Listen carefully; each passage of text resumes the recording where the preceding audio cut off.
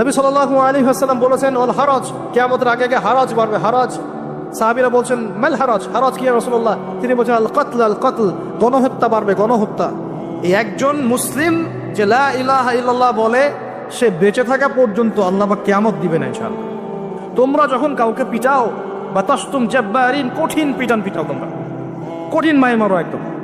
আল্লাহ পাক খুব অপছন্দ করেন আদম সন্তানকে হাত তোলা। আর আমরা তো কিছু হলেই গালে থাপ্পড় মারি না, এটা করি না?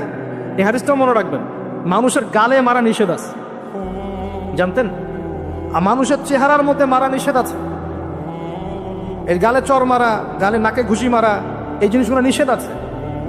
কারণ এই চেহারাটা আল্লাহ রাব্বুল আলামিন, মানে আদম সন্তানের এই স্ট্রাকচারটা আল্লাহ রাব্বুল আলামিন সূরা সদের মধ্যে বলেছেন খলাকতু বিয়াদাই, আমি নিজ হাতে সৃষ্টি করেছি। সুবহানাল্লাহ।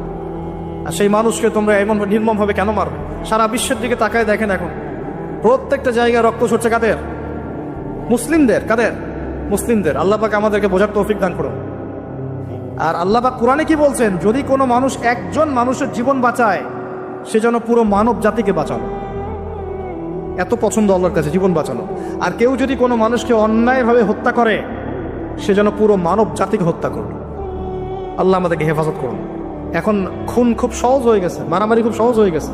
হ্যাঁ, ভাই ভাইকে হত্যা করতেছে, ছেলে বাবাকে হত্যা করতেছে, বোন বোনের সাথে ভাইয়ের দ্বন্দ্ব, ভাই বোন মারামারি, প্রতিবেশী মেয়ে নিয়ে, সম্পত্তি নিয়ে, মাদক নিয়ে, কিশোর গ্যাং নিয়ে, কত কি হচ্ছে এখন। মানুষের জীবন সস্তা হয়ে যাচ্ছে না এখন? আল্লাহ পাক এগুলো কিয়ামতের আলামত। নবী সাল্লাল্লাহু আলাইহি ওয়াসাল্লাম বলেছেন ওয়াল হারাজ, কিয়ামতের আগে আগে হারাজ বাড়বে, হারাজ। সাহাবীরা বলছেন মাল হারাজ, হারাজ কি ইয়া রাসূলুল্লাহ? তিনি বলছেন আল কতল, আল কতল, গণহত্যা বাড়বে, গণহত্যা। কিয়ামতের আগে আগে খালি গণহত্যা বাড়বে, দেখছেন না এখন? সারা বিশ্বের দিকে তাকায় দেখেন। যাই হোক, এই আদ এবং সামুদ জাতিকে আল্লাহ পাক ধ্বংস করলেন। এখন সামুদ জাতিকে ধ্বংস করলেন কেন? অহংকারের কারণে, কুফর শিরকের কারণে এবং মানুষকে পিটানোর কারণে। আল্লাহ বলছেন ওদেরকে ধ্বংস করেছি কি দিয়ে? সয়হাতান ওয়াহিদা। এটা ভালো মনে রাখবেন, সয়হাতান ওয়াহিদা মানে একটা শব্দ দিয়ে, প্রচন্ড ত্রুম একটা শব্দ, খালি এই এক শব্দে সবার কানের পর্দা ফেটে ফুটে জান বের হয়ে গেছে। আল্লাহু আকবার। এক শব্দে মানে ওদেরকে আলটিমেটাম দেওয়া হয়েছিল, তোমরা কি ফিরে আসবে? ওরা বলছে যে কি শাস্তি আসো নিয়ে আসো। তখন আল্লাহ পাক বলছেন 3 দিন সময় দিচ্ছি, 3 দিন যা করার করে নাও। এই 3 দিন যে আল্লাহ সময় দিয়েছেন, এই 3 দিনে ওরা তওবা করে ফিরে আসে নাই, বরং এই 3 দিন ভোগ বিলাস করেছে, একটা পশু জবাই করেছে, খেয়েছে, মেয়েদেরকে নাচিয়েছে, মদ পান করেছে, 3 দিন ভোগ বিলাস ফুর্তি করেছে। মানে 2 হাতে চাপাও হাত পেতে নাও, এরকম চিন্তা। যা আছে এখন লুটে খাও, পরেরটা পরে দেখা যাবে। এই চেতনা আমাদের মধ্যে আছে না অনেকের মধ্যে? যা আছে এখন ভোগ করে নাও, কালকে যা হবে দেখা যাবে। হ্যাঁ, কালকে যা হবে দেখা যাবে, এখন যা আছে নাও, ভোগ করো। এই চিন্তা ছিল ওই 3 দিন সামুদ জাতির। ওরা ভোগ বিলাসে লিপ্ত হলো। হঠাৎ সকালবেলা ত্রুম শব্দ, পুরো বিশ্ব, ওদের পুরো রাষ্ট্রটা কেঁপে উঠলো এবং সবগুলো মারা গেল। একটা শব্দ সব মারা গেল। সূরা কমার পরে দেখেন সয়হাতান ওয়াহিদা, একটা মাত্র শব্দ দিয়ে আল্লাহ ধ্বংস করেছেন। তার মানে আল্লাহ ধ্বংস করলেন পানি দিয়ে, আল্লাহ ধ্বংস করলেন বাতাস দিয়ে, এবার ধ্বংস করলেন শব্দ দিয়ে, বিদ্যুতের শব্দ দিয়ে।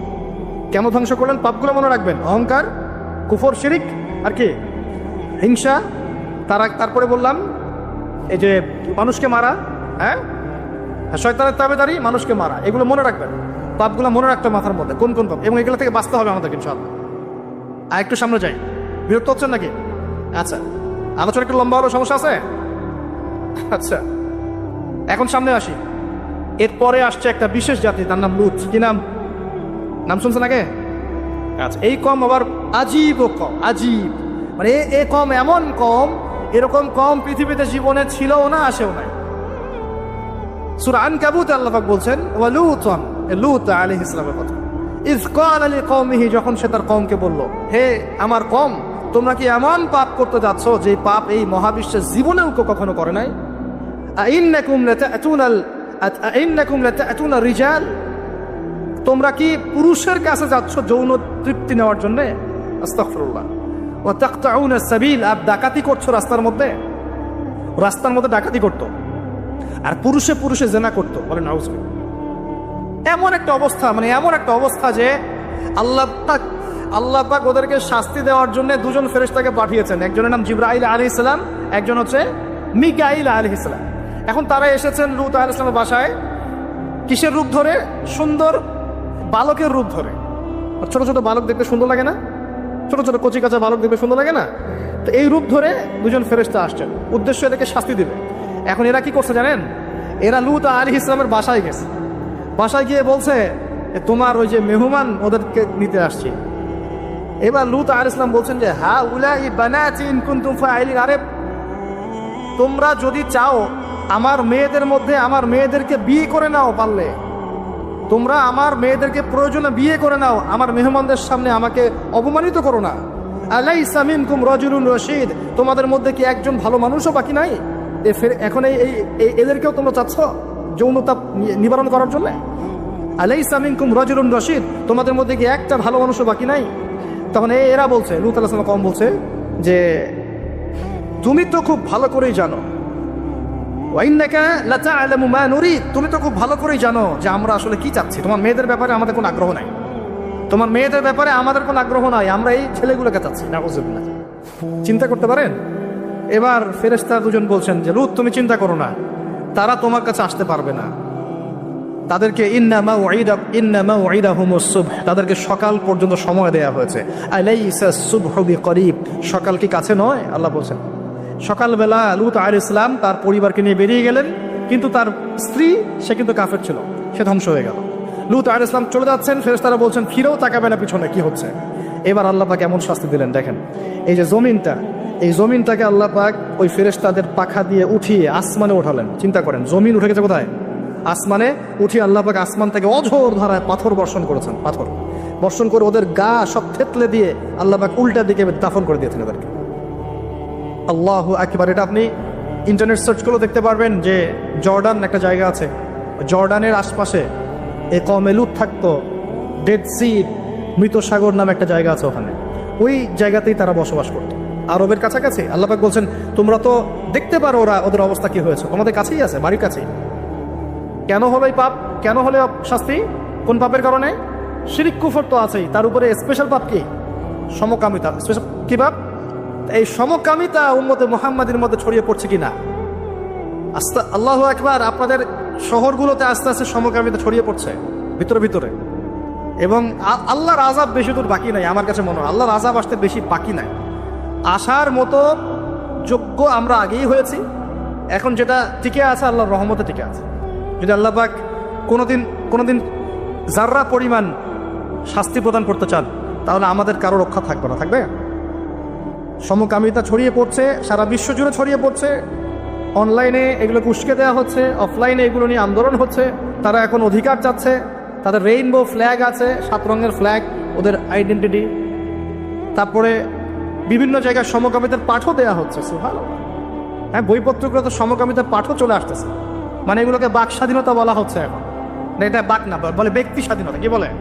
ব্যক্তি স্বাধীনতা। আস্তাগফিরুল্লাহ। তো দেখুন, এটা এমন পাপ যে পাপ সম্পর্কে নবীজি সতর্ক করেছিলেন। তিনি বলেছিলেন যে আমার উম্মতের উপরে আমি যে কয়েকটা পাপের ব্যাপারে বেশি ভয় পাই, তার একটা হচ্ছে শিরকের পাপ। আমার উম্মত মূর্তি পূজা করবে, আমি ভয় পাই তাদের উপরে শিরকে খফি, গোপন শিরকের পাপ, যে মানুষ এজন্য নামাজ পড়বে, অন্য তাকে ভালো বলবে, এজন্য আমি ভয় পাই। আমার উম্মতের সমকামিতা, আমার উম্মতের সমকামিতা ছড়িয়ে পড়বে। পড়েছে কি পড়ে নাই? শাস্তি আসবে কি না এখন? তাহলে আরো সামনে যান। ফেরাউন এবং তার দলবলকে আল্লাহ পাক ডুবিয়ে মেরেছেন, মারেছেন না? কি পাপের কারণে? অহংকার। সে বলেছিল আনা রব্বুকুমুল আলা, আমি তোমাদের মহান রব। কে বলেছিল? আমি তোমাদের মহান রব। কে বলেছিল? ফেরাউন। আনা রব্বুকুমুল আলা। আল্লাহ পাক শুধু তাকে না, তার পুরো দলবলকে ধসিয়ে দিয়েছে। কোথায়? এই লোহিত সাগরে ডুবিয়ে মেরেছে। কওমে মাদিয়ান। কি নাম? এই মাদিয়ান কওমের সাথে আমাদের এখনকার এই সমকালীন প্রেক্ষাপটটা জড়িত আছে। কওমে মাদিয়ান নামে একটা কওম ছিল, যে কওম আদ জাতি সামুদ জাতির পরে এসেছে। মুসা আলাইহিস সালামের সমসাময়িক সময়ে তারা পৃথিবীতে ছিল। এবং এই মাদিয়ান কওম সম্পর্কে আল্লাহ পাক বলছেন সূরা আনকাবুতে এবং অন্যান্য সূরায় 4টা আয়াত বলছেন। কয়টা আয়াত? এই 4টা আয়াত আল্লাহ পাক বলছেন ফাকাযযাবুহু, এই কওম শুআয়ব আলাইহিস সালামকে অস্বীকার করলো। ফাখাযাতহুমুর রাজফাতু ফাসবাহু ফি দারিহিম জাসিমিন। আল্লাহ বললেন এই কওমে মাদিয়ান শুআয়ব আলাইহিস সালামকে অস্বীকার করলো এবং তাদেরকে পেয়ে বসলো একটা ভূমিকম্প। কি পেয়ে বসলো? পৃথিবীর ইতিহাসে সর্বপ্রথম যে কওমকে ভূমিকম্প দিয়ে ধ্বংস করা হয়েছে তার নাম কওমে মাদিয়ান। কি নাম? কওমে মাদিয়ান। প্রশ্ন হচ্ছে কেন ভূমিকম্পের শাস্তি আসলো? উত্তর, আল্লাহ পাক ওদের কয়েকটা পাপ বলছেন। এক নাম্বার আল্লাহ ওদেরকে বলছেন ওয়াজিনু বিল কিসতাসিল মুস্তাকিম, তোমরা ওজনে সঠিকভাবে মাপ দিবে। কমে মাদিয়ান মাপে কম দেওয়ার একটা পাপের কারণে ভূমিকম্পের শাস্তি এসেছে। কোরআন কথা বলছে। এই সমস্যা সমাজে আছে কি নাই? আচ্ছা, আরো বলছে ওয়ালা তাবখাসুন নাস আশিয়াহুম, তোমরা মানুষের সম্পদ অন্যায়ভাবে 2 নাম্বারি করে ভোগ করিও না। এই 2 নাম্বারি করে অন্যের সম্পদ ভোগ করার এই পাপটা সমাজে এখন আছে কি নাই? আরেকটা হচ্ছে যে তারা অপচয় করত, মাপে কম দিত, মানুষের সম্পদ অন্যায়ভাবে লুটপাট করে খেত। এই সময় আল্লাহ রাব্বুল আলামিন ওদেরকে সতর্ক করেছেন শুআয়ব আলাইহিস সালামকে দিয়ে। তারা কথা শোনে নাই। আল্লাহ রাব্বুল আলামিন ভূমিকম্প দিয়ে পুরো জাতিকে ধ্বংস করেছেন। তাহলে পৃথিবীর ইতিহাসে এই ভূমিকম্প নতুন না আগে হয়েছে? এই ভূমিকম্প এখন আবার নতুন করে বেশি বেশি হচ্ছে কিনা? এই ভূমিকম্পের অপরাধ আল্লাহ পাক কি বললেন? মাপে কম দেয়া, অন্যের সম্পদ অন্যায়ভাবে আত্মসাৎ করা এবং কি অপচয় করা। কোন কম করেছে এই কাজগুলা? কমে মাদিয়ান। এখন আসেন কমে মাদিয়ান থেকে নবী সাল্লাল্লাহু আলাইহি ওয়াসাল্লাম কি বলছেন। এবার আমাদের নবীজি বলছেন, শোনো, বাইনা ইয়াদাই সাআ, একটু মনোযোগ দেন, আমি 3-4টা হাদিস বলে শেষ করছি। বাইনা ইয়াদাই সাআ, আমাদের নবীজি বলছেন, এবার শোনো হে আমার উম্মত, তোমরা সতর্ক হও। শোনো, কিয়ামতের আগে আগে আসবে মুতানুন শাদীদ। মুতান মানে দ্বিবচন, মানে দুটো বড় বড় মহামারী। কয়টা বড় বড় মহামারী? হিসেব করে দেখেন তো যে পৃথিবীতে মহামারীর সূচনা থেকে নিয়ে এই পর্যন্ত কোন মহামারীগুলো সবচেয়ে বড় ছিল। এটার স্টাডি আপনি করবেন, আমি বলে দিব না। এইগুলো স্টাডি আপনারা করবেন, আমি বলে দিব না। মুতানুন শাদীদ, বড় বড় দুটো মহামারী আসবে পৃথিবীতে কিয়ামতের আগে আগে। কয়টা আসবে? ওয়াবা আদাহু, এবং এই মহামারীর পরে আসবে। এই মহামারীর পরে আসবে একটা মহামারী গেছে। আচ্ছা, এই মহামারীর পরে আসবে, নাউজুবিল্লাহ, এই মহামারীর পরে আসবে সানাওয়াতুজ জালাজিল। আরবি যারা বোঝেন বুঝবেন। সানা মানে হচ্ছে একটা বছর। সানা মানে কি? এক বছর। সানাওয়াত মানে প্লুরাল নাম্বার, অনেকগুলো বছর। জালজালা মানে হচ্ছে আপনার ভূমিকম্প। জালাজিল মানে কি? ভূমিকম্প সমূহ, বহু বছর। মানে মহামারীর পরে আসবে সানাওয়াতুজ জালাজিল, ভূমিকম্পের বছরগুলো। মানে বছর ধরে, বছরের পর বছর ধরে পৃথিবীতে বিভিন্ন জায়গায় ভূমিকম্প হতে থাকবে। কে বলেছেন? নবী সাল্লাল্লাহু আলাইহি ওয়াসাল্লামের কথা কি সত্য না মিথ্যা? আস্তাগফিরুল্লাহ, সত্য না মিথ্যা? সত্য। তার মানে একটা হাদিস পেলাম, নবীজি বলেছেন কিয়ামতের আগে আগে কি হবে? ভূমিকম্পের বছরগুলো আসবে। ভূমিকম্প আসবে না, ভূমিকম্পের বছরগুলো আসবে। একটা হাদিস মাথায় নেন। 2 নাম্বার, নবীজি বলছেন কিয়ামতের 10টা আলামত আছে। কয়টা? 10টা। তার মধ্যে 1 নাম্বার আলামত হচ্ছে কি নাম? আচ্ছা, ওইদিকে আলোচনা নিচ্ছি না আজকে। 2 নাম্বার হচ্ছে ইয়াজুজ, এটাও অন্য লেকচারে শুনে নিয়ে। 3 নাম্বার ঈসা আলাইহিস সালামের আগমন। 4 নাম্বার দাব্বাতুল আরদ, জমিন থেকে প্রাণী বের হবে। 5 নাম্বার ইয়েমেন থেকে আগুন বের হবে। 6 নাম্বার দুখান, ধোঁয়া দিয়ে পৃথিবী ছেয়ে যাবে। 7 নাম্বার, 8 নাম্বার, 9 নাম্বার, এগুলো হচ্ছে 3টা বড় বড় ভূমিকম্প, ভূমিধস, যেটা হবে একটা পৃথিবীর পূর্বে, একটা পশ্চিমে, একটা মাঝখানে। পৃথিবীর পূর্বে মানে এই পুরো আমাদের সাবকন্টিনেন্ট সহ পুরো পূর্ব দিক, একদম ইন্দোনেশিয়া, মালয়েশিয়া, সব জায়গা পূর্ব দিক। পশ্চিম মানে পুরো পশ্চিম সভ্যতা। আর মাঝখান মানে এই জাজিরাতুল আরবিয়া, মাঝখান। এই 3টা ভূমিকম্প হবে পৃথিবীতে, এখনো আসা বাকি আছে। বড় বড়, এগুলোতে ভূমি কাঁপবে না, ভূমি ধসে যাবে। কি হবে? নবীর কথা কি ভুল হবে? আর শেষটা হচ্ছে এই পূর্ব দিক থেকে, পশ্চিম দিক থেকে সূর্য উদিত হবে এবং মানুষের তওবার দরজা বন্ধ হয়ে যাবে। তওবা করে লাভ নেই। এই 10টা বড় বড় মধ্যে 3টা পেয়েছেন ভূমিকম্প। তাহলে পেলাম যে ভূমিকম্পের বছরগুলো আসবে। আরও পেলাম কি বড় বড় 3টা হবে, পূর্বে একটা, পশ্চিমে একটা, মাঝখানে একটা। আর কোন পাপের কারণে হবে সেটা কিন্তু অন্য আয়াতগুলোতে আমরা দেখলাম। আচ্ছা, সামনে আসেন। আবার নবীজি বলছেন দাজ্জাল যখন মানুষের রূপে বের হবে তখন সে সব জায়গায় বিচরণ করতে পারবে, কিন্তু মক্কা মদিনায় ঢুকতে পারবে না। ঠিক আছে? তো সলফে সালেহিন তারা বলছেন দাজ্জাল সব জায়গায় ভ্রমণ করবে। এটা এও ব্যাখ্যা হতে পারে যে সে নিজে সব জায়গায় যাবে না, বরং তার অনুসারীরা বিভিন্ন জায়গায় আধিপত্য বিস্তার করবে। ব্যাখ্যা যৌক্তিক, তো যৌক্তিক ব্যাখ্যা। এরপরে যখন সে মদিনায় ঢুকতে পারবে না, দেখবে যে এখানে ফেরেশতারা একদম খোলা তরবারি হাতে দাঁড়ায় আছে, ঢুকতে পারবে না। তখন সে মদিনার কাছাকাছি একটা জায়গায় বসতি গাড়বে। গেড়ে তার অনুসারীদেরকে আহ্বান করবে কিভাবে? সে আল্লাহ পাক তো তাকে কিছু ক্ষমতা দিবেন পরীক্ষা করার জন্য। সে 3 বার ভূমিতে আঘাত করবে, এতে করে ভূমি কেঁপে উঠবে এবং এই ভূমিকম্পে মদিনা থেকে যত মোনাফেক টাইপের যত মানুষ আছে সব দৌড় দিয়ে দাজ্জালের দলে যোগ দিবে। তার মানে ওই সময় ভূমিকম্প আসবে। আর কি, এবার নবী সাল্লাল্লাহু আলাইহি ওয়াসাল্লাম বুখারী এক হাদিসে বলছেন, আবু হুরায়রা রাদিয়াল্লাহু আনহু থেকে বলছেন, তিনি বলছেন যে লা তাকুমুস সাআ, কিয়ামত ততদিন পর্যন্ত হবে না। এই হাদিস দুটো একটু মনোযোগ দিয়ে শোনেন। কিয়ামত ততদিন পর্যন্ত হবে না যতদিন পর্যন্ত না ইউকবাদুল ইলম, জ্ঞানটাকে উঠিয়ে নেওয়া হয়। জ্ঞান কি হয়? উঠিয়ে নেওয়া হয়। নবী আরো বলছেন ইউকবাদুল ইলম ওয়া তাকসুরু জালাজিল, এবং বেশি বেশি ভূমিকম্প না হচ্ছে। 2 নম্বর কি? বেশি বেশি ভূমিকম্প না হচ্ছে। ওয়া ইয়াতাকারাবুজ জামান, এবং সময় কাছাকাছি চলে না আসছে। এই জায়গায় আমি একটু স্টাডি করতে গিয়ে একটা অদ্ভুত জিনিস দেখলাম, যে একটা রিসার্চ বলছে, সায়েন্সের রিসার্চ বলছে যে প্রতিটা ভূমিকম্পে পৃথিবীর গতির মধ্যে একটা পরিবর্তন হয়। প্রতিটা ভূমিকম্পে পৃথিবীর গতির মধ্যে একটু একটু পরিবর্তন হয় এবং সময় সংক্ষিপ্ত হয়ে আসে। সময় কি হয়? সংক্ষিপ্ত হয়ে আসে। পৃথিবীর ভিতরে আছে, নিচে আছে কিন্তু আগুন, কি আছে? আগুনের স্তর আছে। একদম নিচে একটা ইনার কোর মনে একটা জায়গা আছে, ইনার কোর বলে। এখন সাম্প্রতিক গবেষণা বলছে যে ইনার কোর আগে যেদিকে ঘুরতো এখন তার বিপরীত দিকে ঘোরা শুরু করেছে। আল্লাহু আকবার। তাহলে এগুলো মিলে যাচ্ছে না? ভূমিকম্পের সাথে পৃথিবীর ঘূর্ণন সম্পৃক্ত এবং জামান, সময়টাও সম্পৃক্ত।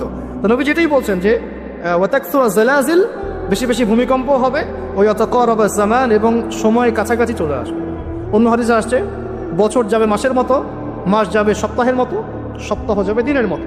তিনি আরও বলছেন ওয়ায়ুযহারুল ফিতান, এবং সমস্ত রকম ফিতনা ফাসাদ দেখা যাচ্ছে না, এবং ওয়াল হারাজ, এবং বেশি বেশি হত্যাকাণ্ড হবে। সাহাবীরা বলছেন যে ওয়াল হারাজ ইয়া রাসূলুল্লাহ, হারাজটা কি ইয়া রাসূলুল্লাহ? তিনি বলছেন আল কতল, হত্যা, গণহত্যা, এগুলো হচ্ছে হারাজ। এবং তোমাদের ধন সম্পদ বাড়তে থাকবে, ফায়াফিদু, ধন সম্পদ উপচে পড়বে। এখানেও পেলাম যে ভূমিকম্প কিয়ামতের অন্যতম কি আলামত। আরেকটা হাদিসে নবীজি বলছেন, আর 2টো হাদিস বাকি আছে আজকের মতো। নবীজি বলছেন, এই হাদিসটা আসছে ইবনে মাজাহ, এটার হাদিস নাম্বার 4020 নম্বর হাদিস। নবীজি বলছেন যে লা ইয়াশরাবান্না আন-নাস মিন উম্মতি আল খামর, আমার উম্মতের, ভালো করে শোনেন যুবকরা, ভালো করে শোনো, আমার উম্মতের মানুষ, এক শ্রেণীর মানুষ মাদক দ্রব্য পান করবে। কি পান করবে? নবীজি বলছেন আমার উম্মতের একটা অংশের মানুষ মাদক দ্রব্য পান করবে, ওয়ায়ুসাম্মুনাহা বিগাইরি ইসমিহা, কিন্তু মাদক দ্রব্যের নাম পরিবর্তন করে অন্য নাম দেয়া শুরু করবে। বুঝতে পারলাম? এখন কে বলে মাদক? আমরা বলি এখন হুইস্কি, রাম, আর কি ভাই, ইয়াবা, হ্যাঁ, কত নাম বের হয়েছে। নবীজি বলছেন ওই মানুষগুলো যারা মাদকদ্রব্য পান করে নাম ভিন্ন দিবে, তাদের কানের পাশে বাদ্যযন্ত্র বাজবে। এখন কানের পাশে বাদ্যযন্ত্র বাজে কিভাবে? তোমার ব্লুটুথ আর ইয়ারফোন দিয়ে। বুঝতে পারো নেব না? এইভাবে শব্দ আসলো কিভাবে হাদিসের মধ্যে? নবীজি এভাবে শব্দ প্রয়োগ করলেন কেন?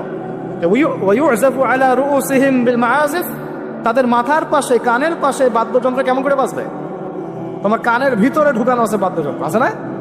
এই যে এটা এই জামানার সাথে সম্পৃক্ত। ওয়াল মুগান্নিয়াত মানে হচ্ছে ওই যে গায়িকা, নর্তকী, এবং তারা গায়িকা নর্তকীদেরকে নিয়ে সময় কাটাবে। আল্লাহ পাক তাদেরকে শাস্তি দিবেন কিভাবে? ইয়াখসিফুল্লাহু বিহিমুল আরদ, নাউযুবিল্লাহ। আল্লাহ পাক ওই মানুষগুলোকে সহ জমিনটাকে ধসিয়ে দিবে একেবারে। কি পাপের কারণে? মাদক দ্রব্য খাওয়া এবং তার নাম ভিন্ন করে হালাল করে খাওয়া। আস্তাগফিরুল্লাহ। 2 নম্বর হচ্ছে বাদ্যযন্ত্র, কি কানের পাশে বাদ্যযন্ত্র প্লে করা, আর মুগান্নিয়াত মানে হচ্ছে নর্তকী, গায়িকাদেরকে নাচানো। আল্লাহ পাক একটা শাস্তি দিবেন, ওদেরকে সহ ভূমি ধসিয়ে দিবেন। আরেকটা শাস্তি আছে, ওয়ায়াজআলুল্লাহু মিনহুমুল কিরাদাতা ওয়াল খানাজির, আল্লাহ রাব্বুল আলামিন ওই মানুষগুলোকে বানর আর শুয়োর বানিয়ে দিবে। নাউযুবিল্লাহ। এগুলো কি মিথ্যা না সত্য? সাদাকাল্লাহুল আযীম ওয়া সাদাকা রাসূলুহুল কারীম। আল্লাহ পাক সত্য বলেছেন, তার রাসূল সত্য বলেছেন। সর্বশেষ হাদিস, আজকের মাহফিলের সর্বশেষ হাদিস, এবং এই হাদিস থেকে আমরা বুঝতে পারবো কি কি পাপ আমাদের করা যাবে না আর কি কি পাপ করলেই শাস্তিটা আসবে। হাদিসটা হচ্ছে আন আবি হুরায়রা রাদিয়াল্লাহু আনহু قال قال رسول الله صلى الله عليه وسلم اذا اتخذ الفيء دولا। ভালো করে শুনেন, নবী সাল্লাল্লাহু আলাইহি ওয়াসাল্লাম বলেছেন, যখন গনিমতের মাল বা রাষ্ট্রীয় সম্পদগুলোকে ব্যক্তিগত মাল মনে করা হবে। এক নম্বর কি? যখন গনিমতের মাল বা রাষ্ট্রীয় যুদ্ধলব্ধ সম্পদগুলোকে নিজের মনে করা হবে, ওয়াল আমানাতু মাগনামান, এবং আমানত রাখা হলে সেটাকে কি মনে করা হবে? গনিমত। আমানত রাখা হলে গনিমত মনে করে খেয়ে ফেলবে আর কি, মানে লুট করে খাবে। ওয়াজ যাকাতু মাগরামান, এবং জাকাত, এই জাকাতের বিধানটাকে খুব বোঝা মনে করা হবে। জাকাত খুব বার্ডেন, খুব বোঝা। 3 নম্বর 4, ওয়াতুল্লিমা লিগাইরিদ দ্বীন, দ্বীনের জ্ঞান বিবর্জিত শিক্ষা চালু করা হবে। সুবহানাল্লাহ, মিলতেছে কি না? দ্বীনি জ্ঞান বিবর্জিত, ধর্ম বিবর্জিত শিক্ষার প্রচলন হবে। ও আত আর রাজুলু মুরআতাহ, এবং এই যে পরিবারের কর্তা যারা আছে এরা সব মহিলার আঁচল ধরে বসে থাকবে। বুঝতে পারতেছেন না? পরিবারের কর্তারা স্ত্রীদের আঁচল ধরে ঘুরবে। আর কি করবে? ওয়াক্কা উম্মাহ, এবং তার মায়ের অবাধ্য হবে, মানে মায়ের চাইতে বউকে বেশি প্রাধান্য দিবে, বউয়ের আঁচল ধরে ঘুরবে। আর নবীজি বলছেন ওয়াল আদনা সাদিকা, বন্ধু বান্ধবকে খুব কাছে টেনে নিবে, বন্ধু বান্ধবকে কাছে টেনে নিয়ে ওয়াকসা আবাহ, তার বাবাকে দূরে ঠেলে দিবে। মিলতেছে কিনা? বুঝতেছেন না কথা? আবার বলতেছি, যখন গনিমতের মালকে ব্যক্তিগত মাল মনে করা হবে, আমানত রাখা হলে লুট করে খেয়ে ফেলা হবে।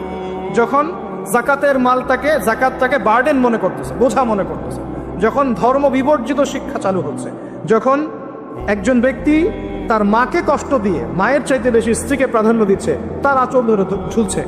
আর যখন এই ছেলে পেলেগুলো বন্ধুকে কাছে টেনে নিচ্ছে, বাবাকে দূরে ঠেলে দিচ্ছে। আর কি হচ্ছে? ওয়াযাহারাতিল আসওয়াতু ফিল মাসাজিদ, সুবহানাল্লাহ, যখন মসজিদের মধ্যে শোরগোল হট্টগোল বেড়ে যাচ্ছে। কি হচ্ছে না? যখন মসজিদের মধ্যে শোরগোল হট্টগোল বেড়ে যাবে, এবার রাগ করেন না, এটা হাদিসে আছে, আমি বলছি, অনুবাদ করছি। ওয়াসাদা কবিলাতা ফাসিকুহুম, এবং কোন কোন কবিলা মানে গোত্র বা সমাজের নেতৃত্ব দিবে ওদের মধ্যে সবচেয়ে ফাসিক ব্যক্তি, সবচেয়ে পাপাচারী ব্যক্তি। এটা নবীজি বলছেন। আরো তিনি বলছেন ওয়াকানা যাঈমুল কওমি আরযালাহুম, এবং সমাজের সবচেয়ে নিম্ন শ্রেণীর মানুষকে সমাজের কর্ণধার করা হবে। তিনি আরো বলছেন ওয়াকরিমার রাজুলু মাখাফাতা শাররি, কোন মানুষকে সম্মান করা হবে তার ভয়ে। কিসে? ভয়ের চোটে সম্মান করা হবে। সম্মান মন থেকে আসবে না, ভয়ের চোটে সম্মান করা হবে। আরো বলছেন ওয়াজহরাতিল কায়নাত ওয়াল মাআজিফ, একটু আগে বললাম ওয়াজহরাতিল কায়নাত মানে বেশি বেশি নর্তকী আর বাদ্যযন্ত্র দেখা যাবে, এবং ওয়াসুরিবাতিল খুমর, এবং যখন মাদকদ্রব্য সমূহ পান করা হবে। এই কাজগুলো যখন হবে তখন তোমরা শুনে রাখো, আরেকটা আছে ওয়ালা'না আখিরি হাযিহি উম্মতি উলাহা, উম্মতের শেষের দিকের মানুষরা পূর্ববর্তী থেকে গালি দেওয়া শুরু করবে। এই শেষ জামানার মানুষগুলো সোনালী যুগের মানুষদেরকে গালি দেওয়া শুরু করবে। এটা করতেছে না মানুষ এখন? আচ্ছা, এই কাজগুলো যখন হবে তখন শোন, ফালইয়ারতাকিবু, তখন ধেয়ে আসবে। কি ধেয়ে আসবে? ইনদা যালিকা চারটা আযাব, 4-5টা আযাব। 1 রিহান হামরা, এটা এখন আসে না। রিহান হামরা মানে হচ্ছে উত্তপ্ত গরম বাতাসের আযাব আল্লাহ পাক দিবেন। বলেন নাউযুবিল্লাহ। কয়দিন আগে দেখলাম নাসা গবেষণা করছে, পৃথিবীর সূর্য থেকে এমন কিছু রশ্মি আসবে, ওখানে বিস্ফোরণ হচ্ছে, এমন কিছু আসবে যেটা পৃথিবীর উপর একটা বড় ইফেক্ট ফেলবে। উত্তপ্ত একটা বায়ু আসবে পৃথিবীর দিকে। নবী হাদিসে সেটাই বলেছেন যে রিহান হামরাআন মানে উত্তপ্ত গরম একটা বাতাস আযাব হিসেবে পৃথিবীতে আসবে। 1 2 নম্বর আযাব আসবে ওয়াজালজালা, এবং বেশি বেশি ভূমিকম্প, যেটা বললাম। আর কি আসবে? ওয়াখাসফান, ভূমি ধসে যাবে, মাটিতে ধসে যাবে। ওয়ামাসখান, এবং চেহারা সুরত আকৃতি মানুষের বিকৃত হয়ে যাবে। ওয়াকদফান, এবং আসমান থেকে পাথর বর্ষণ করা হবে। এই 5টা আযাব আসবে কখন? যখন এই 14-15টা পাপ তোমরা করতে থাকবে। প্রিয় ভাইয়েরা, আমরা আজকের আলোচনা থেকে যথেষ্ট জ্ঞান নিয়েছি। সর্বশেষ যে কথাগুলো বলে শেষ করবো সেটা হলো 1, আল্লাহ পাকের পক্ষ থেকে কাফের মুশরিক মুনাফিকদের উপরে এগুলো অবশ্যই আযাব হিসেবেই আসবে, আসবে না? আর মুমিন মুসলিমদের উপর যদি এগুলো চলে আসে, বুঝতে হবে আল্লাহ আমাদের ভালো চাচ্ছেন, আমরা তওবা করে যেন ফিরে আসি, আল্লাহ এটাই চাচ্ছেন। অথবা এর মধ্য দিয়ে আমাদের গুনাহগুলো আল্লাহ মাফ করবে। কাক কিন্তু ইতিহাসের প্রথম খুনাখুনি সাক্ষী কাক। বুঝতে পারছেন না মনে হয়? মানব সৃষ্টির ইতিহাসের প্রথম যে খুনাখুনি, ভাইয়ে ভাইয়ে যে মারামারি, এই খুনাখুনির প্রথম সাক্ষীকে কাক। চিন্তা করা। আল্লাহ আমাদেরকে প্রকৃতি থেকে শেখার তৌফিক দান করুন। কাক নিজের ভাইয়ের গোশত খায় না? খায়। এখন মুসলমানের গোশত খায়। এক মুসলমান বিপদে পড়লে অন্যটা বৃষ্টি বিতরণ করা শুরু করে, কিভাবে তার মানহানি করবে, কিভাবে তাকে অপমান করবে, কিভাবে তার বিরুদ্ধে ষড়যন্ত্র করবে, কিভাবে তাকে ফাঁসাই দিবে, এই চিন্তাই অলওয়েজ মাথায় ঘোরাফেরা করতেছে। হাবিল কাবিলের কারণে প্রথম এই যে হাবিল কাবিলের ঘটনার প্রেক্ষিতে আল্লাহ পাক কি করেছেন শোনেন। আল্লাহ রাব্বুল আলামিন তার নবীর মাধ্যমে আমাদেরকে জানিয়েছেন, হাদিসটা শোনেন, খুবই মারাত্মক হাদিস। নবীজি বলেছেন, এই পৃথিবীতে প্রথম হত্যাকাণ্ড সংঘটিত করেছে কাবিল। কে? সে একজন নবীর সন্তান না, নবীর ছেলে হয়েও। নবীজি বলছেন সাল্লাল্লাহু আলাইহি ওয়াসাল্লাম, এই পৃথিবীতে যত মানুষ খুন হবে, খুন হয় না মানুষ, যত মানুষ খুন হবে, এই সমস্ত খুনের পাপের একটা অংশ কাবিলের আমল নামে যোগ করা হবে। বলে নাউজুবিল্লাহ। এটাকে বলে গুনাহে জারিয়া। কি বলে? প্রিয় ভাই, আমি তো রিকোয়েস্ট করতেছি আপনাকে, আমি তো আপনাকে শাসন করতে আসি নাই, আমি এসেছি আপনাকে আল্লাহ চেনাতে, আমি এসেছি আপনাকে রাসূল চেনাতে, কোরআন চেনাতে। আপনি মদের দোকান দিয়েছেন, যত মানুষ মদ খাচ্ছে সমস্ত গুনাহ আপনার আমল নামে যাচ্ছে। এটা হারাম সিনেমা হল করেছেন, যত মানুষ এখানে সিনেমা দেখছে সমস্ত পাপ আপনার হচ্ছে। একটা তামাকের কারখানা দিয়েছেন, সবাই হারাম খাচ্ছে, আপনার গুনাহ হচ্ছে। সুদ ছড়িয়ে দিয়েছেন, নিজে খাচ্ছেন, এখন সবাইকে খাওয়াচ্ছেন, গুনাহ হচ্ছে আপনার। সবার গুনাহ আপনার ঘাড়ে এসে যুক্ত হচ্ছে। ঠিক যেভাবে একটা মাদ্রাসা করেছেন, একটা মসজিদ করেছেন, একটা নলকূপ স্থাপন করেছেন, এই রাষ্ট্রীয় দায়িত্বে আছেন, রাস্তাঘাট করে দিয়েছেন, এর বদৌলতে যে মানুষ উপকৃত হচ্ছে, আপনি কবরে গেলেও নেকি পাবেন ইনশাআল্লাহ। কি পাবেন? নেকি পাবেন। একটা ব্রিজ নির্মাণ করে দিয়েছেন, যত মানুষ এটাতে পারাপার হবে, উপকৃত হবে, আপনি নেকি পাবেন ইনশাআল্লাহ।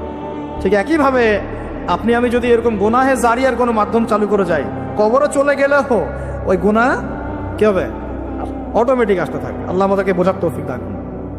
তো এবার পৃথিবীর ইতিহাসের প্রথম এই ঘটনা হলো। এরপরে কি হয়েছে?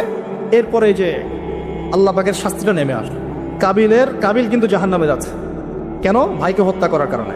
আল্লাহ পাকের কাছে সবচেয়ে মারাত্মক পাপ হচ্ছে মানুষকে হত্যা করা। শিরকের পর, কুফুরির পর মারাত্মক পাপ হচ্ছে মানুষকে হত্যা করা। আল্লাহ রাব্বুল আলামিন তার নবীর মাধ্যমে জানিয়েছেন, একজন ব্যক্তি যদি লা ইলাহা ইল্লাল্লাহ বলতে পারে, এই একজন মুসলিম যে লা ইলাহা ইল্লাল্লাহ বলে, সে বেঁচে থাকা পর্যন্ত আল্লাহ পাক কিয়ামত দিবে না ইনশাআল্লাহ। একজন মুসলমানের কত দাম চিন্তা করেন, কত দাম! আল্লাহু আকবার। তো এখানে একজন মুসলিমকে হত্যা করলো কে? কাবিল। কাবিলের আমল নামায় সব পাপ যেটা থাকলো, তার মানে আল্লাহর আযাব আসার প্রথম কারণ কি হলো? হিংসা। কি কারণ? আমাদের হিংসা করতে থাকলে আল্লাহর শাস্তি কি হবে? আসবে। আরেকটা কারণ ছিল, আগে শয়তানের অনুসরণ করেছিলেন বলে আমাদের পিতাকে নামিয়ে দেওয়া হয়েছে। নামিয়ে দেওয়া হয়নি? শয়তান ওয়াসওয়াসা দিয়েছে, গাছের কাছে চলে গিয়েছেন, ফল খেয়ে ফেলেছেন, এই পরীক্ষায় আমরা এখন পড়ে গেছি। এতে কিন্তু তার কোনো দোষ নাই। কারণ কি? এটা ছিল তাকদীরের লিখন। এটা কি ছিল? তাকদীর আগে থেকে লেখা ছিল যে আল্লাহ পাক পৃথিবী সৃষ্টি করবেন এবং এখানে মানুষকে পাঠাবেন। এটা আল্লাহ পাকের আগেই পরিকল্পনা ছিল। এটা ছিল একটা পরীক্ষা, এই দুনিয়ার জীবনটা পরীক্ষা। এরপর আরো সামনে যান, এবার আসেন নূহ আলাইহিস সালাম। নাম মনে আছে? 950 বছর তার কওমকে দাওয়াত দিয়েছেন। কত বছর ভাই? একটু চিন্তা করেন তো, চোখ বন্ধ করে। 950 বছর কতদিন হতে পারে? 950 বছর মানে প্রায় 1000 বছর। প্রায় 1000 বছর তিনি তার কওমকে দাওয়াত দিয়েছেন। কিভাবে? আমাদের মতো ওয়াজ মাহফিল না, দাওয়াত দিয়েছেন। তিনি বলছেন, ইন্নী দাআউতু কওমি লাইলা ওয়া নাহারা। আল্লাহ, আমি আমার কওমকে দাওয়াত দিয়েছি দিন রাত 24 ঘন্টা। এটা সূরা নূহের মধ্যেই আছে, দেখবেন পড়ে। ওয়ালাম ইয়াজিদহুম দুআই ইল্লা ফিরারা। আমার দাওয়াত শুনে এরা খালি পালিয়ে গেছে, আমার থেকে কাছে আসে নাই, খালি পালিয়ে গেছে। কান বন্ধ করে ফেলতো, কাপড় দিয়ে মাথা ঢেকে ফেলতো, আর আমাকে বলতো পাগল। কি বলতো? পাগল। নূহ আলাইহিস সালামকে আল্লাহ পাক তারপরে বললেন, তুমি একটা কাজ করো, তুমি নৌকা নির্মাণ করো। কি করো? এই যে নৌযান নির্মাণ করা, এই সারা পৃথিবীর বাণিজ্য বন্ধ হয়ে যাবে যদি নৌযান না থাকে। জানেন, এই যে এক্সপোর্ট ইম্পোর্ট শিপিং সব বন্ধ হয়ে যাবে কিভাবে? যদি নৌযান না থাকে। আর এই নৌযান সর্বপ্রথম কে সৃষ্টি করেছে? আর এখন আমাদেরকে বলে যে ইসলাম হচ্ছে সেকেলে না, এরা প্রযুক্তি খুব উন্নয়ন। নূহ আলাইহিস সালাম সর্বপ্রথম মানুষ যিনি এই পৃথিবীর মধ্যে নৌযান নির্মাণ করেছেন। বলে সুবহানাল্লাহ। সভ্যতা শুরু হয়েছে নবীদের হাতে। সভ্যতা কি হয়েছে? নবীদের হাতে শুরু হয়েছে, আর শেষও হবে নবীদের হাতে ইনশাআল্লাহ। কোন নবীর হাতে শেষ হবে? হ্যাঁ, মাশাআল্লাহ, ঈসা আলাইহিস সালামের হাতে। আপনারা তো আবার লেকচার শুনেন না, বুঝতেছেন যে ঈসা আলাইহিস সালাম আসবেন। হ্যাঁ, তিনি আসবেন, এমনি এমনি আসবেন না। তিনি আসবেন এই ইহুদিবাদীদের হাত থেকে এই জেরুজালেম মুক্ত করার জন্য। তিনি আসবেন ইনশাআল্লাহ। অপেক্ষা করতে বলেন খালি। আজকে যে জুলুম আর নির্যাতন সারা বিশ্বে করছে, ঈসা আলাইহিস সালাম যখন আসবেন পাথর পর্যন্ত কথা বলা শুরু করবে। পাথর কথা বলবে, গাছ কথা বলবে, ইয়া মুসলিম ইন্না ওয়ারা আলিয়াহু তাআল ফাকতুলহু, আসো আমার পিছনে একটা লুকিয়ে আছে, আসো হত্যা করে যাও। ঈসা আলাইহিস সালামের হাতে দাজ্জাল মারা যাবে এই যে বাবেলুদ নামক জায়গায়। এই বাবেলুদ জায়গাটা এখন প্যালেস্টাইনের মধ্যে পড়েছে, ওইখানে দাজ্জালকে মারা হবে। ঈসা আলাইহিস সালামের নিঃশ্বাস তার গায়ে গিয়ে লাগবে, ও মারা যাবে। ঈসা আলাইহিস সালামের দোয়া ইয়াজুজ আর মাজুজের ধ্বংস হবে। ঈসা আলাইহিস সালাম জেরুজালেম থেকে পুরো বিশ্বে আবার ইসলামিক খেলাফা কায়েম করবেন ইনশাআল্লাহ। এটা না হওয়া পর্যন্ত কিয়ামত হবে না ইনশাআল্লাহ তাআলা। অতএব হতাশার কিছু নেই। তো যেটা বলছিলাম, সভ্যতা শুরু হয়েছে নবী দ্বারা, শেষ হবে কার হাতে? নবীর হাতে। এখন নূহ আলাইহিস সালাম 950 বছর দাওয়াত দিয়ে কি ফলাফল হলো? 40টা বা 80টা পরিবার ইসলাম কবুল করেছে। কতটা? এখানেই তো আপনারা মাশাআল্লাহ হাজার মানুষ বসে আছেন, কথা শুনছেন, সৌভাগ্যের বিষয়। সারা জীবন দাওয়াত দিয়ে 40 বা 80টা ফ্যামিলি। আল্লাহ পাক বললেন নৌযান নির্মাণ করো, আমার আযাব আসতেছে। কি আসতেছে? আযাব আসতেছে। কেন আযাব? কারণ এই মানুষগুলো, নূহ আলাইহিস সালামের কওমের লোকগুলো একটা মহাপাপ করেছিল। তারা ওয়াদ্দা, ইয়াগুস, ইয়াউক, নাসর এরকম কিছু মূর্তি বানিয়ে নিয়েছিল এবং এই স্ট্যাচুগুলো তারা ওয়ার্শিপ করত, উপাসনা করত। এমনি এমনি উপাসনা করতো না, আপনাকে বুঝাচ্ছি। প্রথম যে প্রজন্মটা ছিল ওদের, ওই প্রজন্মকে শয়তান ওয়াসওয়াসা দিয়েছে কি, যে এই ওয়াদ্দা, ইয়াগুস, ইয়াউক, নাসর এই যে নামগুলো সূরা নূহে আছে, এই ব্যক্তিরা ছিল খুব পুণ্যবান সৎ ব্যক্তি, তারা খুব ভালো আল্লাহওয়ালা ছিল, আল্লাহর ওলি ছিল। শয়তান ওয়াসওয়াসা দিয়েছে যে তোমরা এই তাদের মূর্তি নির্মাণ করে মসজিদের বাইরে রেখে দিবে। মসজিদের কোথায়? বাইরে। যাওয়া আসার সময় ওদেরকে দেখলে একটা মানে উৎসাহ আসবে যে আমরাও তাদের মতো হই। শয়তান এইভাবে নেক্সট স্রোতে ধোকা দিয়েছে। ওই জেনারেশন এই কাজটাই করেছে। এরপর আরও 100-200 বছর চলে গেছে, শয়তান এবার পরের জেনারেশনকে ওয়াসওয়াসা দিয়েছে, আরে তারা তো অনেক বড় বড় মানুষ ছিলেন, এখন মসজিদের বাইরে না, ওদেরকে ভিতরে ঢুকাও। এবার তারা ওই মূর্তিগুলো সব ভিতরে ঢুকানো শুরু করেছে। এটা হিস্ট্রি পড়ে দেখেন, তাফসির আছে, জালালাইন পড়ে দেখেন, ইবনে কাসির পড়ে দেখেন। তো এবার তারা ঢুকালো ভিতরে, সেজদা করছে না কিন্তু মূর্তিতে, তারা খালি রেখে দিয়েছে ভিতরে, তাদেরকে দেখবো, দেখে আমার ইবাদতের মনোযোগ আসবে। উদ্দেশ্য কিন্তু ভালো, উদ্দেশ্য কি ভালো। এবার এই প্রজন্ম যখন চলে গেল, পরের প্রজন্মকে শয়তান বলছে আরে তারা আল্লাহর ওলি ছিল, তাদের কাছে চাইলেই পাওয়া যাবে। এবার সরাসরি সেজদা শুরু হলো মূর্তিতে। এইভাবে গ্র্যাজুয়ালি আস্তে আস্তে আস্তে আস্তে শয়তান প্রথম মূর্তি পূজা চালু করেছে বিশ্বের মধ্যে। বুঝলেন কিভাবে? নেক্সট স্রোতেই ধোকা দিয়েছে শয়তান। আমরাও এখন মুসলমানরাও সুবহানাল্লাহ, আমরাও এখন এগুলোর পিছনে পড়ে যাচ্ছি, পড়ছি না? সবার ঘরে ঘরে ছবি, মূর্তি এখন, সুবহানাল্লাহ। আর এই যে আমাদের সেলফি সংস্কৃতি, এটাও তো একটা মূর্তির অংশ হয়ে যাচ্ছে। প্রয়োজনীয় ছবি তোলা যায়, অপ্রয়োজনীয় ছবি তোলার কি দরকার আছে? মুসলিমরা কি করবে? আসসালামু আলাইকুম রহমতুল্লাহ, ওয়ালাইকুম আসসালাম রহমতুল্লাহ, মুসাফা করবে, মুসাফা থেকে ফারেক হওয়ার আগেই গুনাহ সব ঝরে পড়ে গেছে। এটা সুন্নত। ভাই তাকান, দুই তাকান, ভাই হুজুর তাকান, কি দরকার আছে? এগুলা প্রয়োজন নাই। আর এগুলো আমাদের পরকালে বাঁচাবে না। পরকালে বাঁচাবে যে নবীর যত সুন্নত অনুসরণ করবে, সে নবীর তত কাছে থাকবে। তো দেখেন, নূহ আলাইহিস সালামের সবচেয়ে বড় পাপ কি ছিল? ওই কওমের, নূহ আলাইহিস সালামের কওমের সবচেয়ে বড় পাপ কি ছিল? শিরকের পাপ। কিসের পাপ? শিরক আর কুফর। এর ফলে আল্লাহ পাক কি করলেন দেখেন। এরপর আল্লাহ পাক বলছেন তুমি সবগুলোকে এক জোড়া করে উঠাও নৌকায়। এখন যত এই যে প্রজাতির গাছপালা দেখছেন, পশু পাখি দেখছেন, সব এক জোড়া করে তিনি উঠালেন। কোথায়? তাহলে চিন্তা করেন নৌকাটা কত বড় ছিল, বিশাল। আল্লাহু আকবার। সব এক জোড়া করে উঠালেন। এরপর আল্লাহ রাব্বুল আলামিন বলছেন যে ওয়াফারাত নূর, একদম মাটি ফেটে থলথল করে পানি বের হওয়া শুরু হলো, আসমান থেকে প্রবল বৃষ্টি বর্ষণ শুরু হলো। আল্লাহ সূরা হুদের মধ্যে বলছেন যে বৃষ্টির ফলে স্রোতগুলো এত উঁচু ছিল যে পাহাড়ের উপর দিয়ে উঠে যাচ্ছিল স্রোতগুলো, পাহাড়ের উপর দিয়ে পানির স্রোত যাচ্ছে। আর এই সময় নূহ আলাইহিস সালামের এক ছেলে, তার 4 ছেলে ছিল। কয় ছেলে? এক ছেলের নাম হচ্ছে হাম। হামের বংশধর হচ্ছে এই যে আফ্রিকান মানুষরা, কালো চামড়ার মানুষরা হামের বংশধর। এক ছেলের নাম শাম। শামের বংশধর হচ্ছে আরবরা, এই যে আরব পেনিনসুলা যারা থাকে, এরা শামের বংশধর। এক ছেলের নাম ইয়াফাস। ইয়াফাস হচ্ছে ইউরোপিয়ান যারা, পশ্চিমারা, এরা ইয়াফাসের বংশধর, রোমানরা। আরেক ছেলের নাম হচ্ছে কেনান। কি নাম? এই কেনান ওই পাহাড়ে উঠে বলছে যে পাহাড় আমাকে বাঁচাবে। কে বাঁচাবে? পাহাড়। আমার দরকার নেই ওঠার, তুমি যাও গা, পাহাড় আমাকে বাঁচাবে। নূহ আলাইহিস সালাম বলছেন যে আল্লাহ, আমার ছেলে, আমার আহাল, বাঁচাও তাকে। আল্লাহ পাক বলছেন এরপর বিশাল এক ঢেউ আসলো, বাবা আর ছেলের মাঝখানে আড়াল করে ফেললো, শেষ নাই, সন্তানের সাথে আর দেখা নাই। নূহ আলাইহিস সালাম কান্নাকাটি করে বলছেন, আল্লাহ ইন্নাহু মিন আহলি, আমার ছেলে আমার পরিবারের একজন, আল্লাহকে মাফ করে দাও। আল্লাহ পাক ধমক দিয়ে বলছেন, লাইসা মিন আহলিক, সে তোমার পরিবারের কেউ না, সে তোমার পরিবারের, আল্লাহর কাছে এইসব বংশ, রক্ত, রং, এসবের কোনো দাম নাই। কিসের দাম আছে? তাকওয়া, ঈমানের দাম আছে। নবীর সন্তান হয়েও যদি ঈমানদার না হয়, আল্লাহ পাক জাহান্নামে দিয়ে দিবেন, কোনো কিছু যায় আসে না আল্লাহ পাক। আলেমের সন্তান হয়েছেন, এত গর্ব কিসের? নিজের আমল, আকীদা, ঈমান আগে ঠিক করতে হবে। অমুক বক্তার ছেলে, অমুক আলেমের ছেলে, অমুক পীর সাহেবের জাদা, এগুলো দিয়ে পরকালে পার পাওয়া যাবে? নিজের ঈমান আমল ঠিক করতে হবে। নবীর সন্তান পার পাচ্ছে না, বলছে লাইসা মিন আহলিক, সে তোমার পরিবারের কেউ না। আল্লাহ বলছেন লাইসা মিন আহলিক, সে তোমার পরিবারের কেউ না। আল্লাহ পাক কোনো দয়াই করলেন না। কুফরের মধ্যে ছিল, ঈমান ছিল না, শিরক করেছে আমার সাথে, কিসের দয়া, কিসের খাতির? তো প্রিয় ভাইয়ের, এখান থেকে শিখলাম কি, যে নূহ আলাইহিস সালামের যুগে আযাব কি কারণে আসছে? শিরকের কারণে। আগে শিখলাম, প্রথমে মনে রাখবেন, 1 নম্বর শিখেছি শয়তানের তাবেদারি করার কারণে শাস্তি এসেছে, পরীক্ষা এসেছে, 1।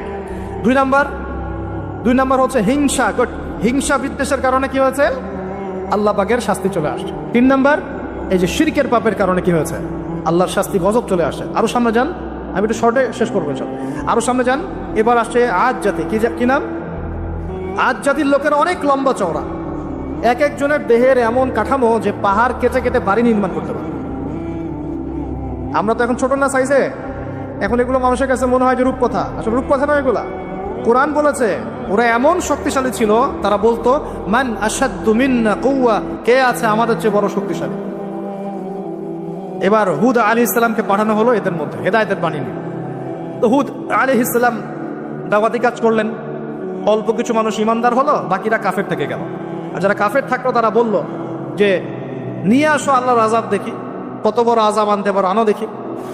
আল্লাহ রাব্বুল আলামিন তাদের ব্যাপারে বলেছেন যে ওয়ান্না আদুন, এবং আদ জাতির ক্ষেত্রে ফাহলাকনা বিরিহিন সরসরিন আতিয়া, প্রচন্ড ঘূর্ণিঝড় বাতাস দিয়ে ওদেরকে আমি উপরে ফেলে দিলাম। সুবহানাল্লাহ। মাত্র 6 দিন 7 রাত বাতাস প্রবাহিত হয়েছে, ঘূর্ণিঝড় বাতাস, এই ঝড় দিয়ে আল্লাহ পাক আদ জাতিকে উপরে ফেলে দিয়েছে।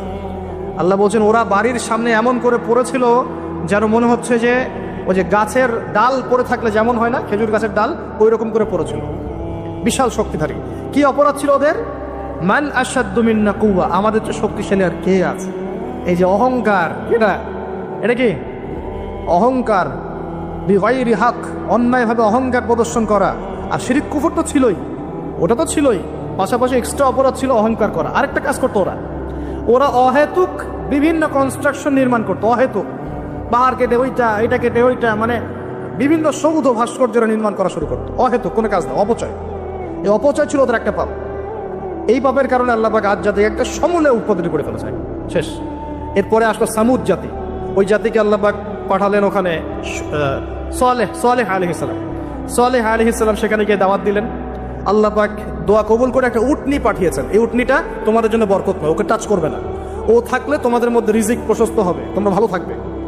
এখন ওখানকার মধ্যে এক নেতা, সে গিয়ে ওই উটনিটাকে জবাই করে খেয়ে ফেলছে। কথা বুঝতে পারছেন? আর এমনিতে অহংকার করতোই, শারীরিক শক্তি বেশি ছিল। তারা বলতো, এরাও বলতো মান আশাদ্দু মিন্না কুওয়া, আমাদের যে শক্তিশালী আর কে আছে। হ্যাঁ, আরেকটা কাজ তারা করতো, ওয়াইদা বাতাসতুম জাব্বারিন, তারা মানুষকে খুব নির্মমভাবে প্রহার করত। কি করতো? ওই যে মারামারি করে না এখন মানুষ, নির্মমভাবে মানুষকে মারে না, হকি স্টিক দিয়ে এইখানে সেইখানে, কোনো ক্ষেত্রে রিমান্ডে কি মাইকটা মারা হয় না। এই যে মানুষকে মারা আল্লাহ পাক খুব অপছন্দ করেন, বিনা বিচারে মানুষকে মারা আল্লাহ পাক কঠিন অপছন্দ করেন। ওই আদ জাতি আর সামুদ জাতি মানুষকে নির্মমভাবে পিটাইত। ওয়াইদা বাতাসতুম, আল্লাহ সূরা আপনার শুআরার মধ্যে বলছেন ওয়াইদা বাতাসতুম। এবার শোনেন কি আযাব আসবে এই কাজগুলো করলে, কি আযাব আসবে একটু শোনেন। এরপরে আমি সামনের দিকে যাচ্ছি। কাজগুলো কি? যখন আমরা আমানতের খেয়ানত করব, যখন গনিমতের মাল, রাষ্ট্রীয় সম্পদকে নিজের বলে চালিয়ে দিব, যখন আমরা স্ত্রীদের আনুগত্য করে মাকে কষ্ট দিব, বন্ধুদেরকে কাছে টেনে নিয়ে বাবাকে কষ্ট দিব, যখন ধর্ম বিবর্জিত শিক্ষা চালু করব, যখন আমরা গায়িকা নর্তকীদেরকে বেশি প্রমোট করব, তাদেরকে বাড়িয়ে দিব, মসজিদে হট্টগোল বেড়ে যাবে, কানের কাছে বাদ্যযন্ত্র বাজবে, জেনা বাড়বে, অশ্লীলতা বাড়বে, ফাহেসা কাজ বাড়বে, এবং কওমের নেতৃত্ব দিবে ফাসেক ব্যক্তি, সমাজের সবচেয়ে নিচু শ্রেণীর মানুষ উঁচু উঁচু বিল্ডিং নির্মাণের প্রতিযোগিতা করবে এবং দাসী তার মনিবকে জন্ম দিবে, মানে সত্য মিথ্যা ন্যায় অন্যায়ের মানদণ্ড উল্টে যাবে। যখন এমন হবে তখন নবীজি বলছেন ফালইয়ারতাকিবু ইনদা যালিকা, তখন ধেয়ে আসবে। কি ধেয়ে আসবে? 1 নাম্বার রিহান হামরা, উত্তপ্ত, কঠিন উত্তপ্ত একটা গরম বাতাসের আযাব পৃথিবীবাসীর দিকে আসতে থাকবে। এমন আযাব কি এসেছে? গরম উত্তপ্ত বাতাস কি আসছে? একটু নাসার গবেষণাগুলো করে দেখেন বাসায় গিয়ে। তারা বলছে সূর্যের মধ্যে এখন কিছু বিক্রিয়া চলছে, বিস্ফোরণ চলছে। এমন হতে পারে অতি শীঘ্রই পৃথিবীর দিকে উত্তপ্ত গরম বায়ুর আযাব আসা শুরু করবে। দেখেন হাদিসের সাথে এক্স্যাক্টলি মিলে গেছে। আল্লাহু আকবার। রিহান হামরা মানে গরম উত্তপ্ত বাতাস আসবে পৃথিবীর দিকে। এবং মনে করবেন না এই বাতাস যদি গায়ে লাগে খুব কমফোর্টেবল ফিল হবে, বরং এর ফলশ্রুতিতে দেখা যাবে ফসল নষ্ট হয়ে যেতে পারে, বৃষ্টিপাত বন্ধ হয়ে যেতে পারে, খরা হতে পারে, মরুকরণ হতে পারে, আর অনেক সমস্যা হতে পারে, পানির স্তর নিচে নেমে যেতে পারে। রিহান হামরা। আরেকটা হচ্ছে 2 ওয়াজালজালাতান, এবং ভূমিকম্প। আর নবীজি বলছেন ভূমিকম্প না, নবীজি বলছেন যে বাইনা ইয়াদাই সাআ, কিয়ামতের আগে আগে মুতারুন শাদীদ, মহামারী ছড়িয়ে পড়বে, বড় বড় মহামারী। ওয়া বা'দাহু, আর মহামারীর পরে আসবে সানাওয়াতুজ জালাজিল, ভূমিকম্পের বছরগুলো। ভূমিকম্পের বছরগুলো।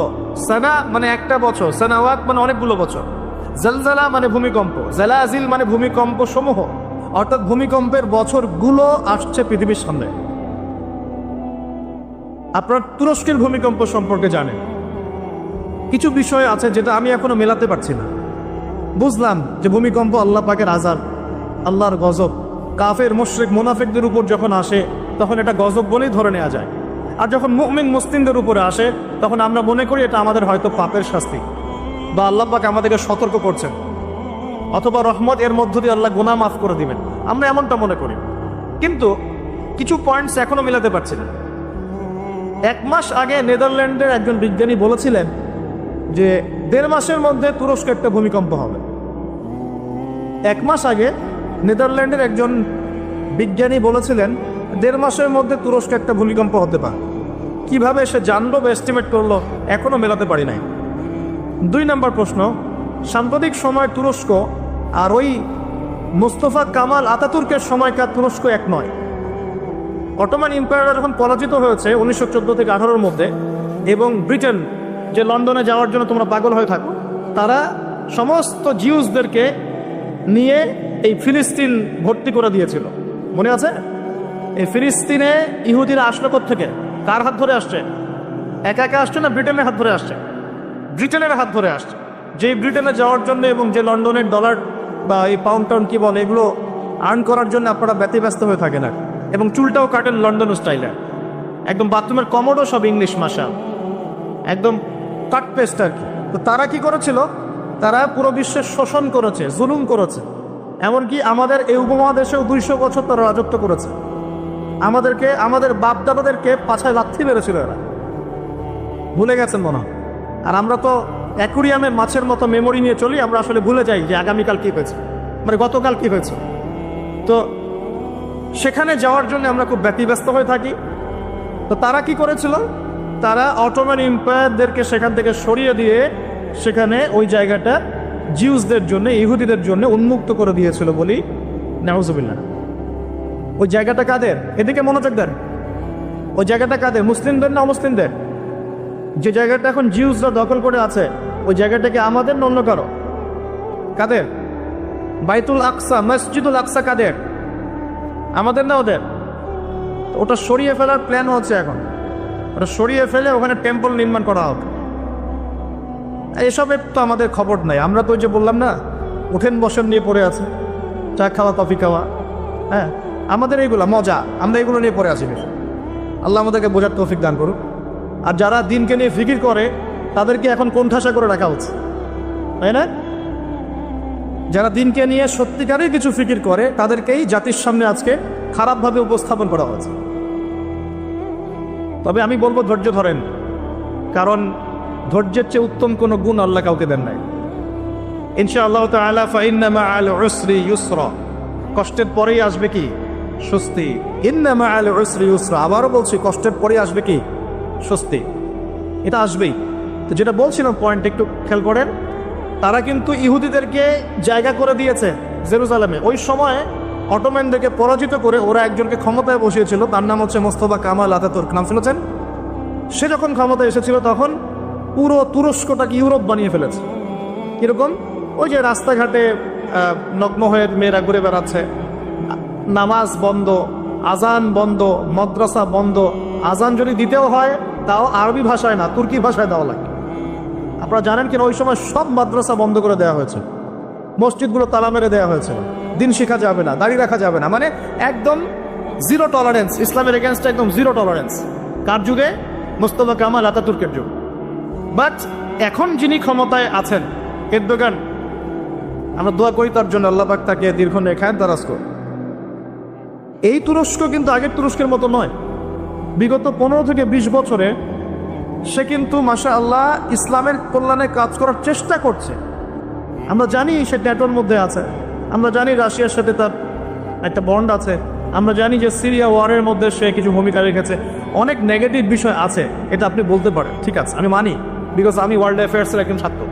কিন্তু এটাও আপনাকে দেখতে হবে যে কোন জায়গা থেকে তিনি তুরস্ককে টেনে নিয়ে কোন জায়গায় আসার চেষ্টা করেছেন। তিনি নামাজ চালু করেছেন, মসজিদ উন্মুক্ত করেছেন, মাদ্রাসা শিক্ষা ব্যবস্থার উন্নয়ন করেছেন, ইসলামিক কালচার চালু করেছেন, এই যে সংস্কৃতি ছড়িয়ে, ইসলামিক সংস্কৃতি ছড়িয়ে দেওয়ার চেষ্টা করছেন, অটোম্যানদের হারানো সেই গৌরব আবার ফিরে আনার চেষ্টা করছিলেন। এবং এই চেষ্টা ক্রমাগত অব্যাহত আছে কিন্তু, এবং জাতি তাকে কিন্তু খুব ভালোবাসে, জাতি কিন্তু তাকে খুব ভালোবাসে। এখন সাম্প্রতিক সময় যে ইস্যুটা হয়েছিল, কোরআন পুড়িয়ে দেয় ইস্যু, মনে আছে? কোন দেশ পুড়িয়ে দিয়েছিল? সুইডেন, মনে আছে? এই ইস্যুটা নিয়ে কিন্তু সবচেয়ে বেশি প্রতিবাদ করেছে যে রাষ্ট্রটা, তার নাম তুরস্ক। কথা বুঝতে পারছেন? শুধু তাই নয়, ওই ন্যাটোতে যোগদানকে কেন্দ্র করে ন্যাটোর সাথে তার একটা কনফ্লিক্ট চলছে। সুইডেন, ডেনমার্ক, ফিনল্যান্ড এরা যে ন্যাটোর কাছাকাছি আসতে চাচ্ছে, তুরস্ক ডিফিট করছে, না আসা যাবে না। এটা নিয়ে পশ্চিমাদের সাথে তার খুব বাকবিতণ্ডা চলছিল লাস্ট কয়েকদিন থেকে। আপনারা কি খবর দেখেন? আমার লেকচার বুঝতে পারছেন কি? আচ্ছা, বাকবিতণ্ডা চলছে পশ্চিমাদের সাথে। এবার আপনাকে কয়েকটা পয়েন্ট বলি। নেদারল্যান্ডের সেই বিজ্ঞানী কেমন করে বললো যে দেড় মাসের মধ্যে এটা হতে পারে। হ্যাঁ, পয়েন্ট।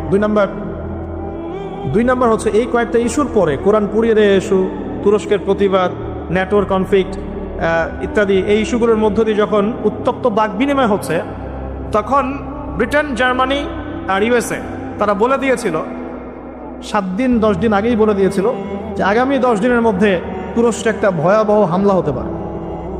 কি হতে পারে? হামলা। তারা বলেছে সন্ত্রাসী হামলা হতে পারে। রাষ্ট্রমন্ত্রী ব্রিফ করছিলেন, দেখলাম তিনি বলছেন যে তারা বলছে আমাদের এখানে কিছু একটা হবে, কিন্তু কি হবে, কিভাবে হবে তারা বলছে না। এই পয়েন্টটা এখনো মিলাতে পারছি না। আর তৃতীয় পয়েন্টটা আরো মারাত্মক। এই ভূমিকম্পের ঠিক 2 দিন আগে, 3 দিন আগে ওই 3টা কান্ট্রি তুরস্ক থেকে তাদের কনসুলেট, যে পররাষ্ট্র অধিদপ্তরগুলো থাকে, এগুলো গুটিয়ে চলে গেছে দেশে। তারা কেন 2 দিন আগে, 3 দিন আগে সব গুটিয়ে চলে গেল? তবে কি তারা কিছু জানতো? তবে কি এখানে কোনো কিন্তু আছে? থাকতেও পারে, থাকতে পারে। আমরা তো গায়েবের খবর জানি না, জানি গায়েবের খবর আমরা জানি না। তবে এই কয়েকটা প্রশ্ন মনের মধ্যে খুব দানা বাঁধছে যে কেন, যে পাপগুলোর কারণে এই জালজালা আসবে, নবীজি বললেন। এই যে পাপগুলো আপনাকে বললাম একটু আগে, যে পাপগুলোর কারণে জালজালা, ভূমিকম্পগুলো আসে, এই পাপ তো আমরাই সবচেয়ে বেশি করছি। তা আসা তো কথা আমার এখানে থাকে, বুঝতে পারছেন না মনে হয়? মাদক দ্রব্যের প্রচলন বাংলার মাটিতে বেশি না কম? কত বেশি? প্রচন্ড রকম বেশি। বেশি না? নগ্নতা, বেহায়াপনা বেশি না কম? গান বাজনা, বাদ্যযন্ত্র বেশি না কম?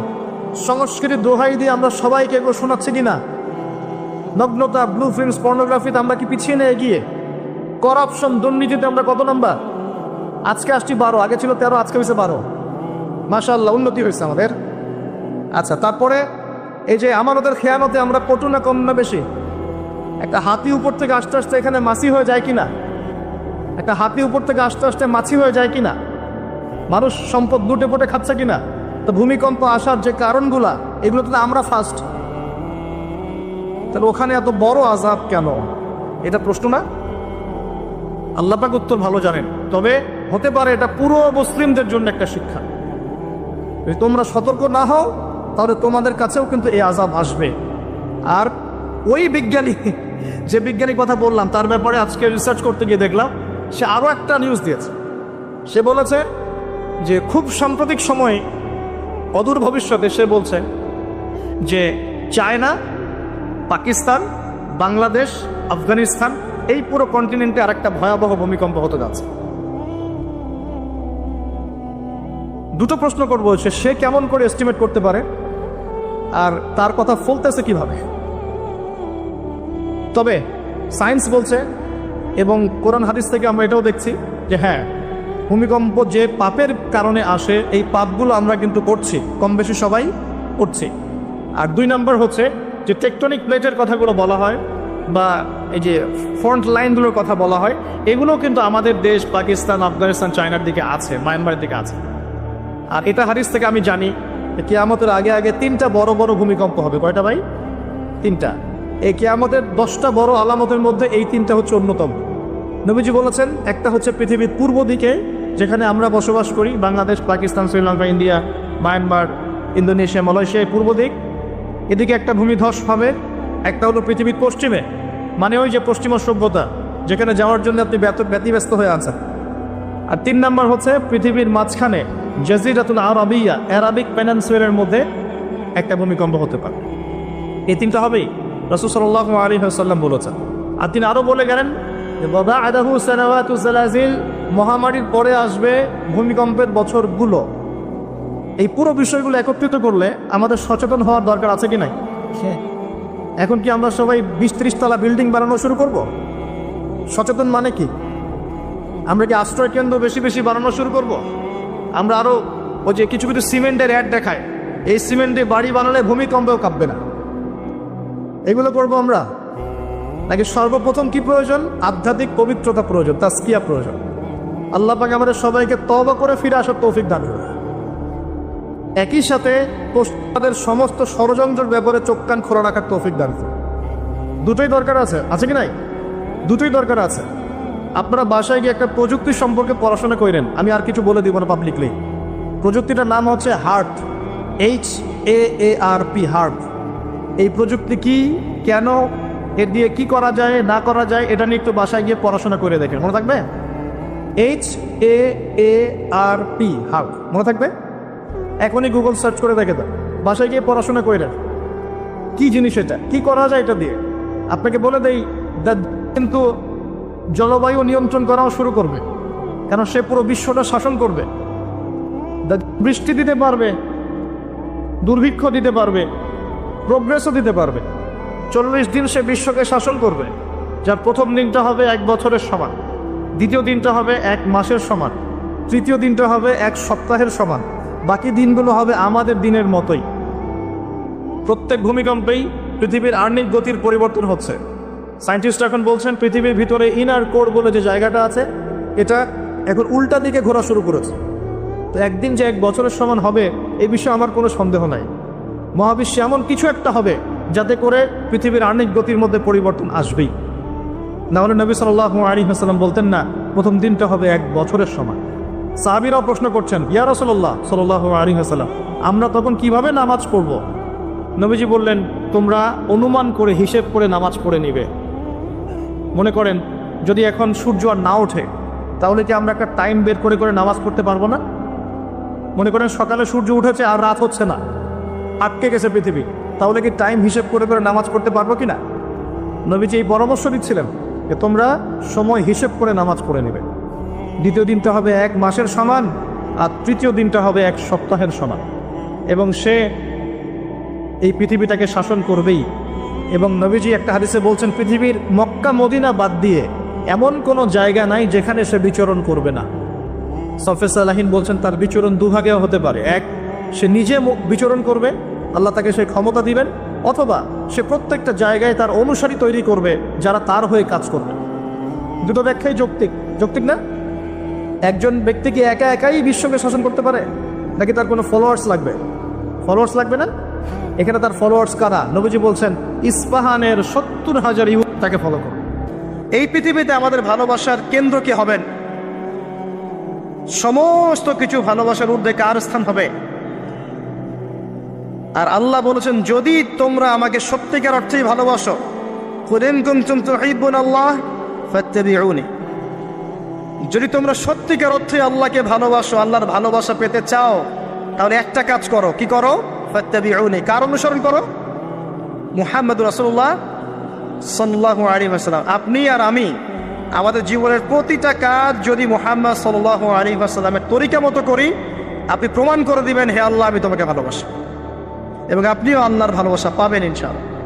শুধু তাই নয়, শুধু ভালোবাসাই নয়, ওয়ায়াগফির লাকুম যুনুবাকুম, তোমাদের সমস্ত পাপ মাফ করে দেব ইনশাআল্লাহ। আল্লাহু গফুর রহিম, আল্লাহ পাক হচ্ছেন পরম করুণাময়, অসীম দয়ালু। এখন নবী সাল্লাল্লাহু আলাইহি ওয়াসাল্লামকে অনুসরণ কিভাবে করবেন? ঘুমাবেন কার মতো? রাসূলের মতো। উঠবেন কার মতো করে?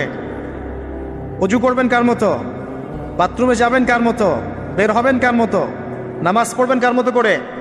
তেলাওয়াত করবেন কার মতো? জিকির করবেন কার তরিকায়? ব্যবসা করবেন কার তরিকায়? চাকরি বাকরি কার তরিকায় করবেন? বিভিন্ন সেক্টরে দায়িত্ব কার মতো করে পালন করবেন? একজনই আপনার উসওয়াতুল হাসানাহ, লাকাদ কানা লাকুম ফি রাসূলিল্লাহি উসওয়াতুল হাসানাহ। একজনকে আল্লাহ পাক রোল মডেল করেছেন। একজনকে কি করেছেন?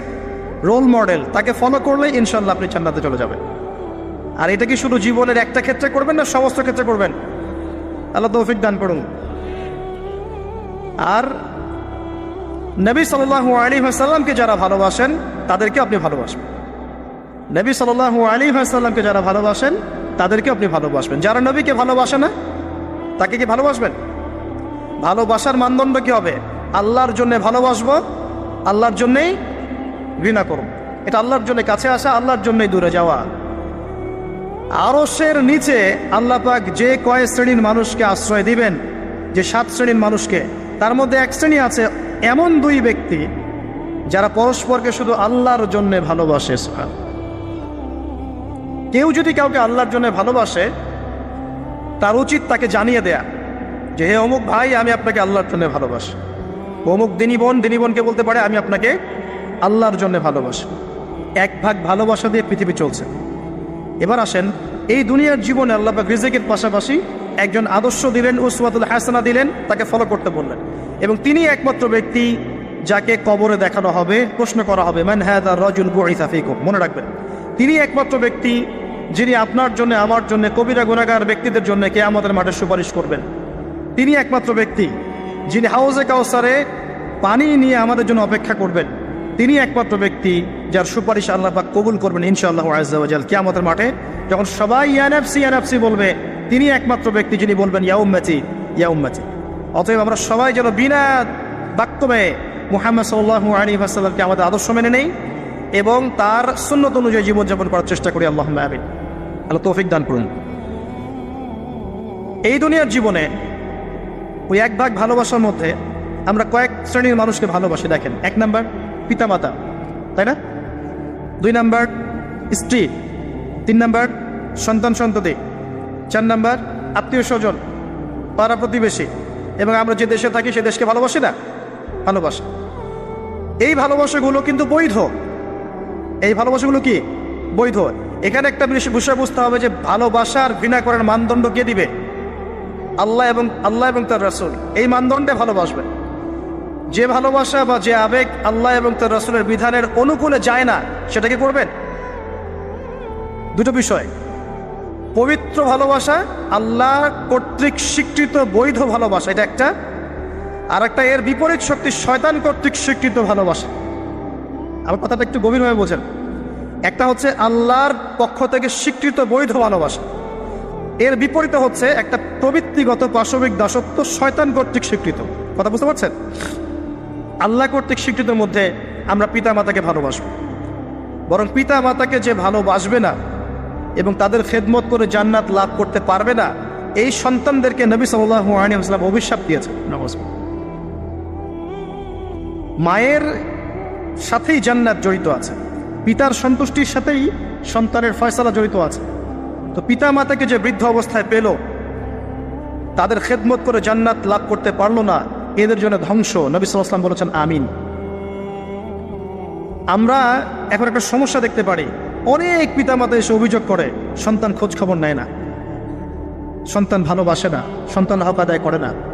মনে রাখবেন, একজন পিতার একদিনের আত্মত্যাগ আর একজন মায়ের শুধু প্রসব বেদনা, এর হক সারা জীবন তাদের খেদমত করে আমরা শোধ করতে পারবো না। পিঠের চামড়া তুলে পাপোশ বানালেও মা বাবার ঋণ কখনো শোধ হবে না। হবে? কোন সন্তানরা এমন করছে? যেই সন্তানদেরকে পিতামাতারা আল্লাহকে চেনায় নেই, যেই সন্তানদেরকে পিতামাতা রাসূলকে চেনায় নাই, কোরআনকে চেনায় নাই, হাদিসকে চেনায় নাই, এই বাচ্চারাই কিন্তু এই কাজগুলো করছে। অতএব এখানে পিতামাতারও একটা দোষ আছে। সন্ততিকে মানুষ করতে হতো আল্লাহ এবং তার রাসূলের আদর্শে মানুষ করতে হতো। যখন আমরা এই আদর্শে মানুষ না করে পশ্চিম আদর্শে মানুষ করেছি, আপনার পিতা আপনার সন্তান তো আপনার খোঁজ নিবে না, স্বাভাবিক। এখানে উভয় পক্ষেই সমস্যা আছে। আমরা রিকোয়েস্ট করবো পিতামাতাদেরকে সন্ততিদেরকে মানুষ করেন নবী সাল্লাল্লাহু আলাইহি ওয়াসাল্লামের সুন্নাহ মোতাবেক। এবং আমাদের যে জেনারেশন আমরা আছি, যারা যুবক আছি, আমাদের উচিত হবে এটা মনে রাখা যে আমরাও একদিন পিতামাতা হব। আজকে আমরা যা করছি আমাদের পিতামাতার সাথে, কালকে আমাদের সন্তানরাও কিন্তু আমাদের সাথে এটাই করবে, মনে রাখবেন। অতএব পিতামাতার হক আদায় করুন, আল্লাহ এবং তার রাসূলের পরেই আপনার পিতামাতার হক। ওয়া ক্বাদা রাব্বুকা আল্লা তা'বুদা ইল্লা ইয়্যাহু ওয়া বিল ওয়ালিদাইনি ইহসানা ইম্মা ইয়াবলুগান্না ইনদাকা আল-কিবারা আহাদুহুমা আও কিলাহুমা ফালা তাকুল লাহুমা উফফিন ওয়া লা তানহারহুমা ওয়া কুল লাহুমা কাওলান কারীমা واحفظ لهما جناح الذل من الرحمة وقل رب ارحمهما كما ربياني صغيرا। এই দোয়াটা আমরা সবাই বেশি বেশি করব, আল্লাহ পাক তৌফিক দান করুন। এই ভালোবাসা বৈধ নয় কি? এটা বৈধ ভালোবাসা নয়? এই ভালোবাসলে আপনি নেকি পাবেন, আল্লাহ সন্তুষ্টি পাবেন ইনশাআল্লাহ। এবার আসেন সন্তানদেরকে ভালোবাসা, এটা বৈধ নয়? সন্তানদেরকে যদি এই উদ্দেশ্যে ভালোবাসি যে এই সন্তানরা বড় হয়ে আল্লাহর পথের দায়ী হবে, আলেম হবে, দ্বীনের খেদমত করবে, মানুষের কল্যাণ করবে, সুনাগরিক হবে, ভালো মানুষ হবে, এই সন্তান আমার জন্য সদকায়ে জারিয়ার মাধ্যম হবে না? হবে ইনশাআল্লাহ। এই সন্তানকে মানুষ করতে গিয়ে ভালোবাসা বৈধ, এর জন্য আপনি নেকি পাবেন ইনশাআল্লাহ তাআলা। বোনকে ভালোবাসেন না? বোনের ইজ্জত সম্মানের জন্য জীবন দিতে প্রস্তুত হন না? এটা ভালোবাসা বৈধ নয় কি? বৈধ। মেয়েকে ভালোবাসেন না? মেয়ের ভালোবাসার জন্যে মেয়ে একটা কিছু চেয়েছে, আপনার সামর্থ্য না থাকলেও বেতনের টাকা জমিয়ে হলেও তাকে দেন না? এটা ভালোবাসা বৈধ নয়? নবী সাল্লাল্লাহু আলাইহি ওয়াসাল্লাম তার মেয়ে ফাতিমা রাদিয়াল্লাহু আনহাকে ভালোবাসতেন না? কলিজার টুকরা ছিলেন না? তিনি তার স্ত্রীদেরকে ভালোবাসতেন না? স্ত্রীর সাথে স্ত্রীর কোলে মাথা রেখে কোরআন তেলাওয়াত করতেন যখন স্ত্রী হায়েজ অবস্থায় আছে। স্ত্রীর সাথে দৌড় প্রতিযোগিতা করেছেন, স্ত্রীর সাথে চাঁদ দেখেছেন, যেখানে স্ত্রী কামড় দিয়েছে ওই গোষ্ঠের টুকরা সেখানে তিনি কামড় দিয়েছেন। নবী করিম সাল্লাল্লাহু আলাইহি ওয়াসাল্লাম স্ত্রীদেরকে ভালোবাসেন নাই? এটাও সুন্নাহ, এটার জন্য নেকি পাবেন। সন্তানদেরকে ভালোবাসলে নেকি পাবেন। কোরআনে এবং হাদিসে অনেক দলিল আছে। কিন্তু ওই যে নূহ আলাইহিস সালামের কথা মনে আছে? তার সন্তান যে কাফের অবস্থায় ডুবে মরল, মনে আছে? তারপরেও আল্লাহর কাছে দোয়া করছেন, আল্লাহ আমার পরিবারটাকে মাফ করে দাও। আল্লাহ পাক ধমক দিয়ে বলছেন, লাইসা মিন আহলিক, সে তোমার পরিবারের কেউ না। আম কুনতুম শুহাদা ইয হাদারা ইয়াকুব আল মাউত, ইয়াকুব আলাইহিস সালামের কথা মনে আছে? যখন তিনি মারা যাচ্ছেন, তিনি বলছেন সন্তানদেরকে ডেকে, মা তা'বুদুনা মিন বা'দি, আমার পরে কার ইবাদত করবে তোমরা? সন্তানকে ভালোবাসার নিদর্শন নয় এগুলা? লুকমান হাকিম তার সন্তানকে বোঝাচ্ছেন, ইয়া বুনাই লা তুশরিক বিল্লাহ, শিরিক করো না, শিরিক সবচেয়ে বড় জুলুম, নামাজ কায়েম করো, সৎ কাজের আদেশ করো, অসৎ কাজে নিষেধ করো। সন্তানকে ভালোবাসা নয়? ইউসুফ আলাইহিস সালামের পিতা সন্তানকে ভালোবাসতেন না? আমরা তো সূরা ইউসুফকে মনে করি ইউসুফ জুলাইখার গল্প, তাই না? এটা ইউসুফ আর জুলাইখার প্রেম কাহিনী নয়। সূরা ইউসুফ তার পিতার সাথে তার ছেলের প্রেম কাহিনী। ভালো করে সূরা ইউসুফ বোঝেন। সূরা ইউসুফ পিতার সাথে সন্তানের মহব্বতের কাহিনী। ভালো করে পড়তে শেখেন না, বুঝতে শেখেন। যখন তিনি কাঁদতে কাঁদতে অন্ধ হয়ে গেছেন ছেলের জন্যে, ইয়াকুব আলাইহিস সালাম কাঁদতে কাঁদতে ছেলের জন্য অন্ধ হয়ে গেছেন, প্রায় চোখ নষ্ট হয়ে গেছে, ইউসুফ আলাইহিস সালাম তার একটা রুমাল বা কাপড়ের টুকরা পাঠালেন হাদিয়া, মনে আছে? মনে আছে? আসছে কাপড়, আর তার বাবা যোজন যোজন দূর থেকে বলছেন যে আমি ইউসুফের গন্ধ পাচ্ছি এখান থেকে। কি ভালোবাসা না? কোরআনে অনেক। মূসা আলাইহিস সালামের মা, আল্লাহ পাক বলেন মূসা আলাইহিস সালামকে ভাসিয়ে দিতে, বাচ্চা মূসা সিন্ধুকে ভাসাতে তার হৃদয়টা ব্যাকুল হয়ে যাচ্ছে। আল্লাহ পাক তার কলবটা শান্ত করলেন, ওয়াহি করলেন, ভাসিয়ে দাও। ওই বাচ্চাকে তুলে নিল ফেরাউনের স্ত্রী, সেখানে লালিত পালিত হতে থাকলো সন্তান। মূসা আলাইহিস সালামের বোন পিছু পিছু ধাওয়া করলো, তারপরে বলল, আমি কি এমন কারো খবর দিব যে এই বাচ্চাকে দুধ পান করাবে, পরে এই বাচ্চাকে তার মায়ের কাছে আল্লাহ পাক ফিরিয়ে দিলেন, দেখছেন? এবং যখন একটা কি জানি, ওয়ারাজআনাকা ইলা উম্মিক কাই তাকাররা আইনুহা ওয়ালা তাহজান, এটা আমি মূসা তোমাকে ফিরিয়ে দিয়েছিলাম তোমার মায়ের কাছে, যাতে তোমার মা তোমাকে পেয়ে তার চক্ষু শীতল করতে পারে। ভালোবাসা না? কোরআন হাদিস ঘাটতে থাকেন, দেখেন বৈধ ভালোবাসার কত নিদর্শন আছে, এবং এগুলো বৈধ, এগুলোতে আপনি নেকি পাবেন। বাবার প্রতি ভালোবাসা, সন্তানের প্রতি ভালোবাসা, আপনার স্ত্রী সন্তানের প্রতি ভালোবাসা, আপনার স্ত্রীর প্রতি, আপনার প্রতিবেশীর প্রতি, আত্মীয়তার হক রক্ষা করলে, আপনি দেশের খেদমত করলে, জাতিকে ভালোবাসলে আপনি নেকি পাবেন, কল্যাণে কাজ করলে নেকি পাবেন ইনশাআল্লাহ। এবার এর বিপরীতে শয়তান, শোনেন এই জায়গাটা একটু ভালো করে বোঝেন, লাস্ট অংশ। এর বিপরীতে শয়তান চেয়েছে কি, যাতে করে আদম সন্তানদেরকে জাহান্নামে নিয়ে যেতে পারে। এই জন্য পবিত্র ডিভাইন বৈধ ভালোবাসার বিপরীতে সে কিছু প্রবৃত্তিগত চাওয়া দিয়েছে আপনাকে, প্রবৃত্তিগত আবেগ, কিছু অনুভূতি, কিছু পাশবিক দাসত্ব দিয়েছে। যদি আপনি এই অবৈধ পথে পা বাড়ান, তাহলে এই ভালোবাসাগুলোর বিনিময় করে নেকি তো হবেই না, বরং আপনার জাহান্নামের ফয়সালা হয়ে যাবে। নাউজুবিল্লাহ। শয়তান দুরকম, মানুষ শয়তান, জিন শয়তান। এর পাশাপাশি আছে শেষ জামানার সবচেয়ে বড় ফিতনা মসিহুদ দাজ্জাল এবং তার অনুসারীরা। সবকিছু মিলে তারা আপনার সামনে কয়েকটা টোপ দিয়ে দিয়েছে। এক নাম্বার আপনাকে দিয়েছে দুনিয়ার প্রতি ভালোবাসা। এক নাম্বার দুনিয়ার প্রতি ভালোবাসা। যে দুনিয়াকে ভালোবাসবে সে হালাক হয়ে যাবে। যার কলবের মধ্যে দুনিয়ার প্রতি আসক্তি আর ভালোবাসা আছে, সে কখনো 100% মন দিয়ে আল্লাহর ইবাদত করতে পারবে না। এক নাম্বার বেঁচে থাকতে হবে কি থেকে? দুনিয়ার প্রতি আসক্তি ভালোবাসা থেকে। এটা এক নাম্বার। দুই নাম্বার অর্থ সম্পদ এগুলোর প্রতি ভালোবাসা, মোহ। আলহাকুমুত তাকাসুর হাত্তা যুরতুমুল মাকাবির কাল্লা সাউফা তা'লামুন সুম্মা কাল্লা সাউফা তা'লামুন। সূরাটা তো আমার চেয়ে আপনারা ভালো জানেন। শেষে কি আছে? সুম্মা লা তুসআলুন্না ইয়াওমাইযিন আনিন নাঈম। যে টাকা পয়সার প্রতি ভালোবাসা শয়তান ঢুকিয়েছে। আরো ঢুকিয়েছে শয়তান মাদকের প্রতি ভালোবাসা, মাদকের প্রতি আসক্তি, ভালো লাগে মাদক খেতে, এটা ভালোবাসা কাজ করে। ঢুকিয়েছে মিউজিকের প্রতি ভালোবাসা, হারাম মিউজিকের প্রতি ভালোবাসা, ভালো লাগে, মন নাকি শান্ত হয়। আর সবচেয়ে ডেঞ্জারাস যেটা ঢুকিয়েছে সেটা হচ্ছে এমন মেয়ের প্রতি আসক্তি, এমন নারীর প্রতি আসক্তি যে আসক্তিটা আল্লাহ পাক হালাল করেন নাই, অর্থাৎ গায়রে মাহরাম মেয়ের প্রতি আসক্তি। এটা এক নাম্বার, কারণ আল্লাহ পাক সূরা আলে ইমরানে বলেছেন যুয়্যিনা লিন-নাস হুব্বুশ শাহওয়াতি মিনান নিসা। যে কয়টা বিষয়ের প্রতি মানুষের আসক্তি থাকে তার প্রথমটা হচ্ছে নিসা বা মহিলা, পরে অন্যান্য টাকা পয়সা, ধন দৌলত, সোনা চাঁদি এগুলো পড়ে। আর এটাকে শয়তান সবচেয়ে বড় অস্ত্র হিসাবে ইউজ করেছে। মনে করে দেখেন, যত বড় বড় সম্প্রদায় ছিল এদের প্রধান প্রধান ফিতনাগুলো ছিল নারী কেন্দ্রিক। এমনকি নবীজি বলেছেন বনু ইসরাইলের মধ্যে প্রথম ফিতনা হয়েছে কি কেন্দ্রিক? নারী কেন্দ্রিক। আর আমি আমার উম্মতের মধ্যে নারীর চেয়ে বড় কোনো ভয়ঙ্কর ফিতনা ছেড়ে যাচ্ছি না।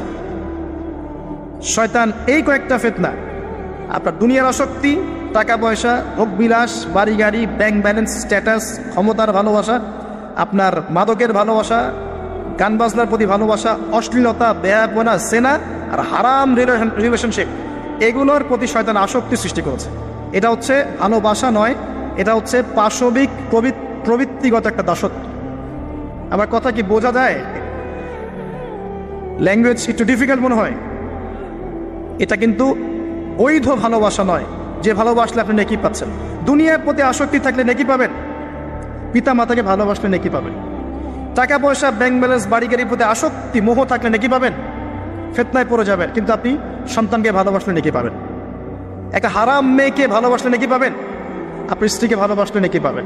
স্ত্রীর মুখে ভাত তুলে দিলে নেকি পাবেন, স্ত্রীর মুখে খাবার তুলে দিলে নেকি পাবেন, তার দিকে তাকালে আপনি নেকি পাবেন, তাকে আদর করলে নেকি পাবেন, তার সাথে অন্তরঙ্গ সময় কাটালে আপনি নেকি পাবেন।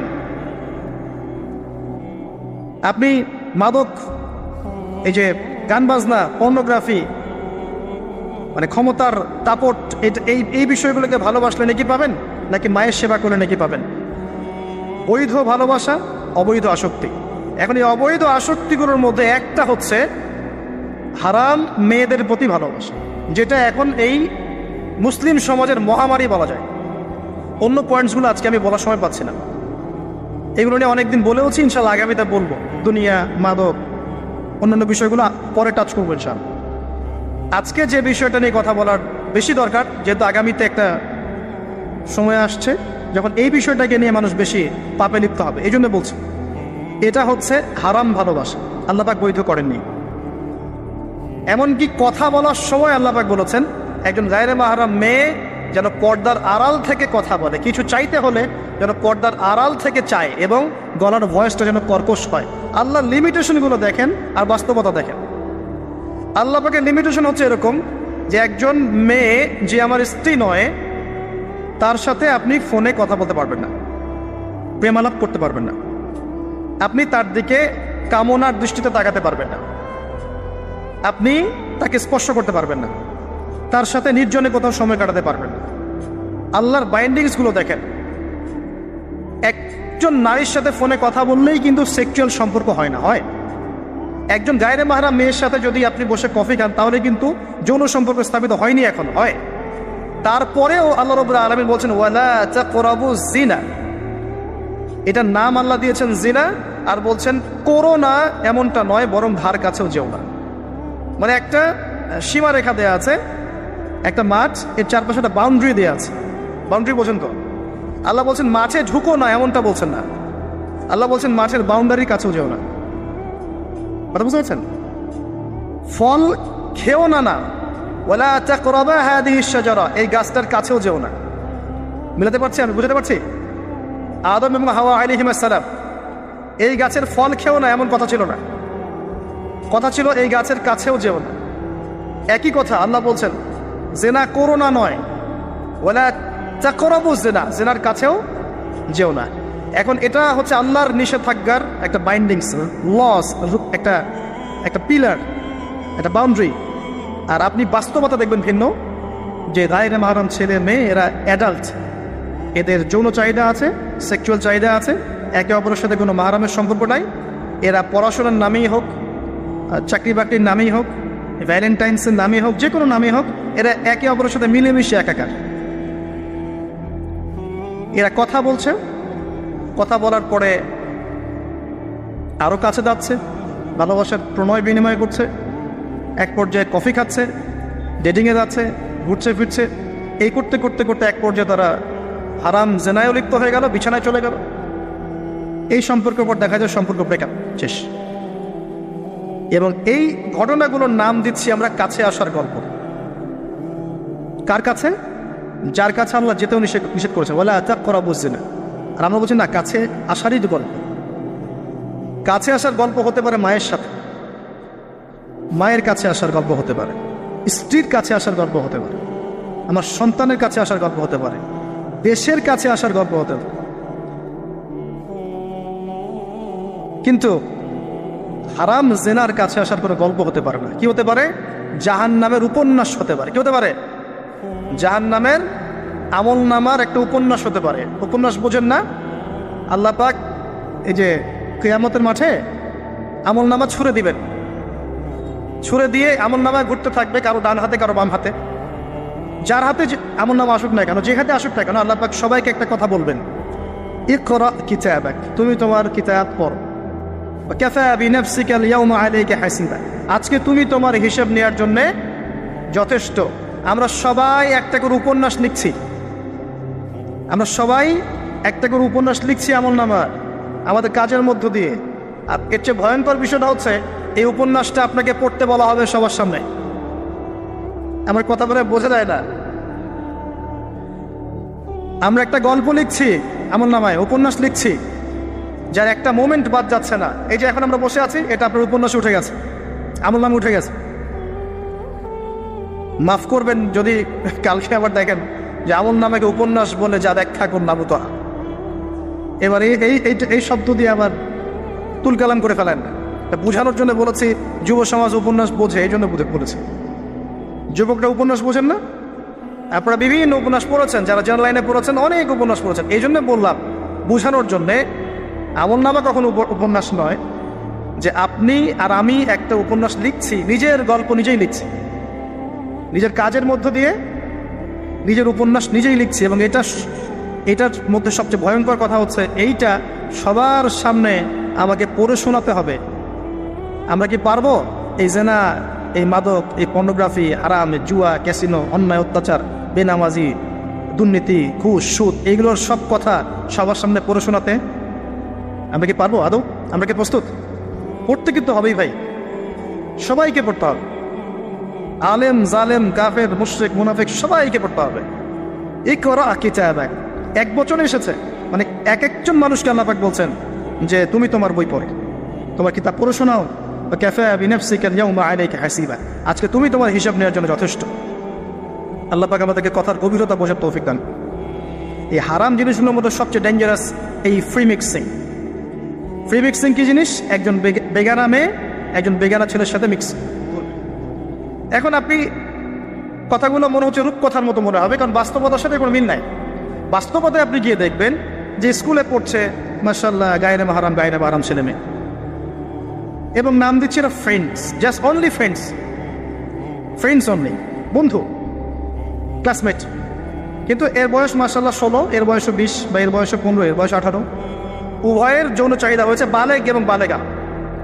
এই বয়সে আসার আরও 5-6 বছর আগে সে বালেগা হয়ে গেছে, এবং তারা কিন্তু আলাদা আলাদা সেকশনে পড়ছে না।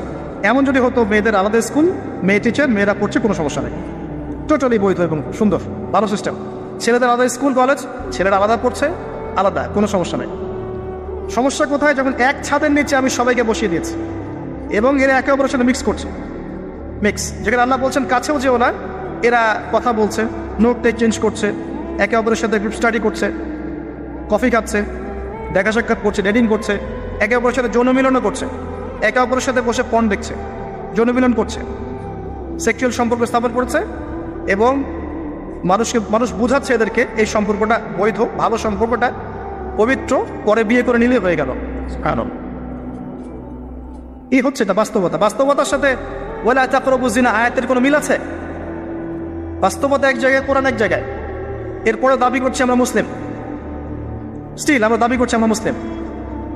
এবং এই ফ্রি মিক্সিং এর ফলে শত শত যুবক যুবতীর ইজ্জত চলে গেছে। শত শত না, সংখ্যাটা সহস্র লক্ষ হবে, আরো বেশি হতে পারে, আল্লাহু আ'লাম। এগুলো তো প্রকাশ্য, গোপনে যে কত কি হচ্ছে আপনি তো জানেন না। যে সন্তান, যে মেয়েটাকে আপনি ছোট মনে করছেন, অলরেডি যে কতগুলো ছেলেকে এভাবে ছেলে বদল করতে করতে করতে করতে করতে করতে এই জায়গায় আসছে আপনি জানেনই না। আর যে ছেলেটাকে আপনি ছোট্ট মনে করছেন, এ যে কতগুলো গার্লফ্রেন্ড চেঞ্জ করতে করতে এই জায়গায় আসছে আপনি জানেন না। এবং এগুলোকে সে মনে করছে পবিত্র সম্পর্ক, কোনো সমস্যা নাই। কোনো কোনো ক্ষেত্রে দেখা যায় হিন্দু মুসলিম তারাও প্রেম করছে, বন্ধু বান্ধব, এবং তার কনসেপ্টটা হচ্ছে এমন যে সমস্যা নাই, পরে বিয়ে করে নিব, এটা চলছে। এবং এদেরকে আমরা উস্কে দিব এভাবে যে 14 ফেব্রুয়ারিতে তোমরা অবাধে মেলামেশা করতে পারো, কোনো সমস্যা নেই, বরং এটা হচ্ছে তোমাদের মত প্রকাশের স্বাধীনতা। এবং আমরা এটাও বোঝাবো ওদেরকে যে যারা এগুলোর বিরুদ্ধে বলবে তারা মৌলবাদী, তারা সমাজের উন্নতি, অগ্রগতি, প্রগতি চাচ্ছে না। তারা চাচ্ছে না তোমরা এগিয়ে যাও, বরং তারা তোমাদেরকে পিছিয়ে দিতে চাচ্ছে। কোথায় এগিয়ে নিচ্ছি আমরা এদেরকে? আমি জানি কোথায় নিচ্ছেন, এক্স্যাক্টলি বলতে পারবো কোথায় নিচ্ছেন। ইলাল নার, জাহান্নামের দিকে, জাহান্নামের দিকে এগিয়ে নিচ্ছেন, আর কোনো দিকে নয়। আসেন, এই মিক্সিংটা এখানে শেষ হলো না। এরপরে যখন সে কলেজ লাইফে গেল, সেখানেও দেখবেন সেম দৃশ্য, একই অবস্থা। দেখা যায় কলেজে মাঝে মাঝে আন্দোলন হয় না? আন্দোলনে দেখবেন যে ছেলে মেয়ে একসাথে, ছেলের কাঁধে, মেয়ের কোলের মধ্যে ছেলে মাথা দিয়ে স্লোগান দিচ্ছে, মনে হচ্ছে যেন স্ত্রী। সুবহানাল্লাহ। হ্যাঁ, দেখবেন বিভিন্ন আন্দোলনের সময় দেখবেন কলেজ বিশ্ববিদ্যালয়গুলোতে, আমরা তো পড়েছি, আমরা তো বলতে পারবো, আন্দোলন হচ্ছে, বান্ধবী বসে আছে, বান্ধবীর কোলে মাথা দিয়ে বন্ধু, মনে হচ্ছে যেন স্ত্রী না পাবলিক প্রপার্টি। আল্লাহ ভালো জান, তো পাবলিক প্রপার্টি যে কেউ ভোগ করতে পারে। এটা কলেজে শেষ থাকলো না, ইভেন স্কুল কলেজের মধ্যে দেখবেন যে আপনি টিচার একজন পড়াচ্ছেন, পুরুষ টিচার, এর চারপাশে মেয়েরা গোল করে বসে আছে ব্যাচ, পুরুষ টিচার মেয়েদের ব্যাচ পড়াচ্ছেন, মেয়েরা সবাই তার গায়ে মারাম। দর্শনটা এখানে এরকম না, এরা তো আমার মেয়ের মতো, এরা তো আমার মেয়ের মতো, জাস্ট এভাবে, তুমি তো আমার মেয়ের বয়স। কথা বুঝতে পারছেন? তুমি তো আমার মামনির মতো, আর ওই মেয়েকে বোঝানো হচ্ছে টিচার তোমার বাবার মতো।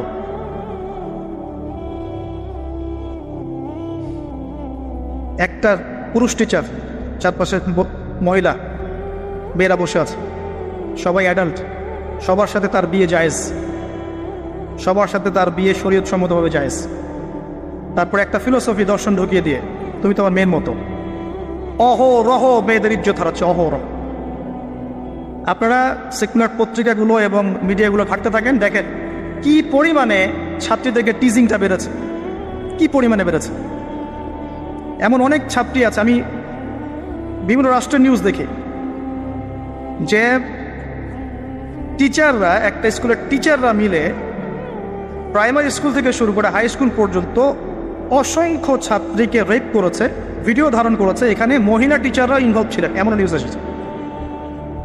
এবং অ্যাসিড দিয়ে মুখ ঝলসে দেওয়ার ভয় দেখিয়ে কাজ করা হয়েছে দীর্ঘদিন ধরে, ভয়ে মেয়েরা কিছু বলতে পারে নাই।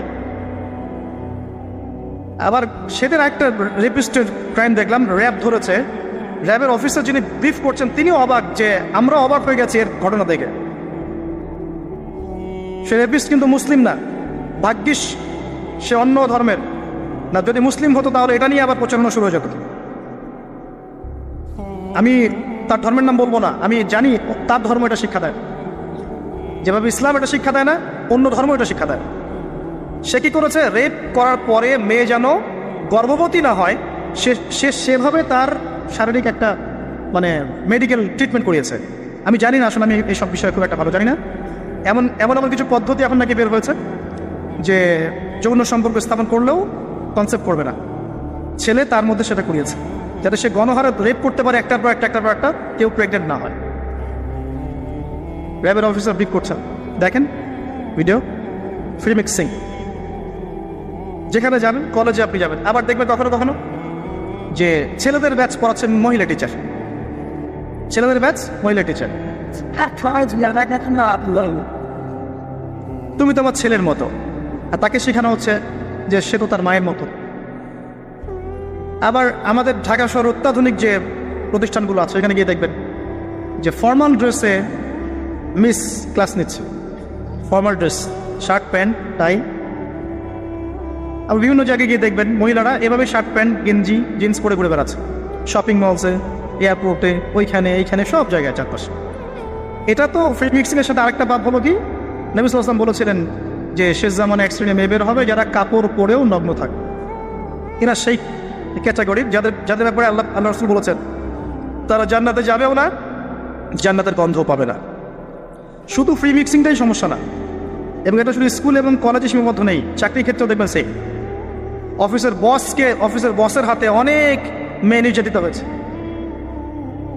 বেতন বেশি দেওয়ার কথা বলে, প্রমোশন দেওয়ার কথা বলে। আর মেয়েরা তো একটু অবলা জাতি হয়, তাই একটু অবলা হয়, তাদেরকে একটু মায়া মহব্বত বেশি থাকে, ইমোশনটা বেশি থাকে, তারা খুব বেশি কনভিন্স হয়ে যেতে পারে। ভালো স্বপ্ন দেখিয়ে, রঙিন রঙিন স্বপ্ন দেখিয়ে তাদের কত মানুষ ইজ্জত নষ্ট করে ফেলেছে আল্লাহ ভালো জানেন। এরপরেও দেখবেন, এই সমস্যার পরেও দেখবেন তার উপরে আবার আছে পর্নোগ্রাফি। মানে মানুষ রাতের বেলা শুয়ে শুয়ে নগ্ন মুভিজ দেখছে আর দেখছে, দেখছে আর দেখছে। এটাকে উপরের লেভেল থেকে বন্ধ করার কোনো প্রয়াস নেওয়া হয়নি এখন পর্যন্ত। এমন অনেক কান্ট্রি আছে এই বিশ্বের মধ্যে যারা কিন্তু ইন্টারনেট সেকশনটাকে নিয়ন্ত্রণ করে, সব সাইট আমার দেশে চলতে পারবে না।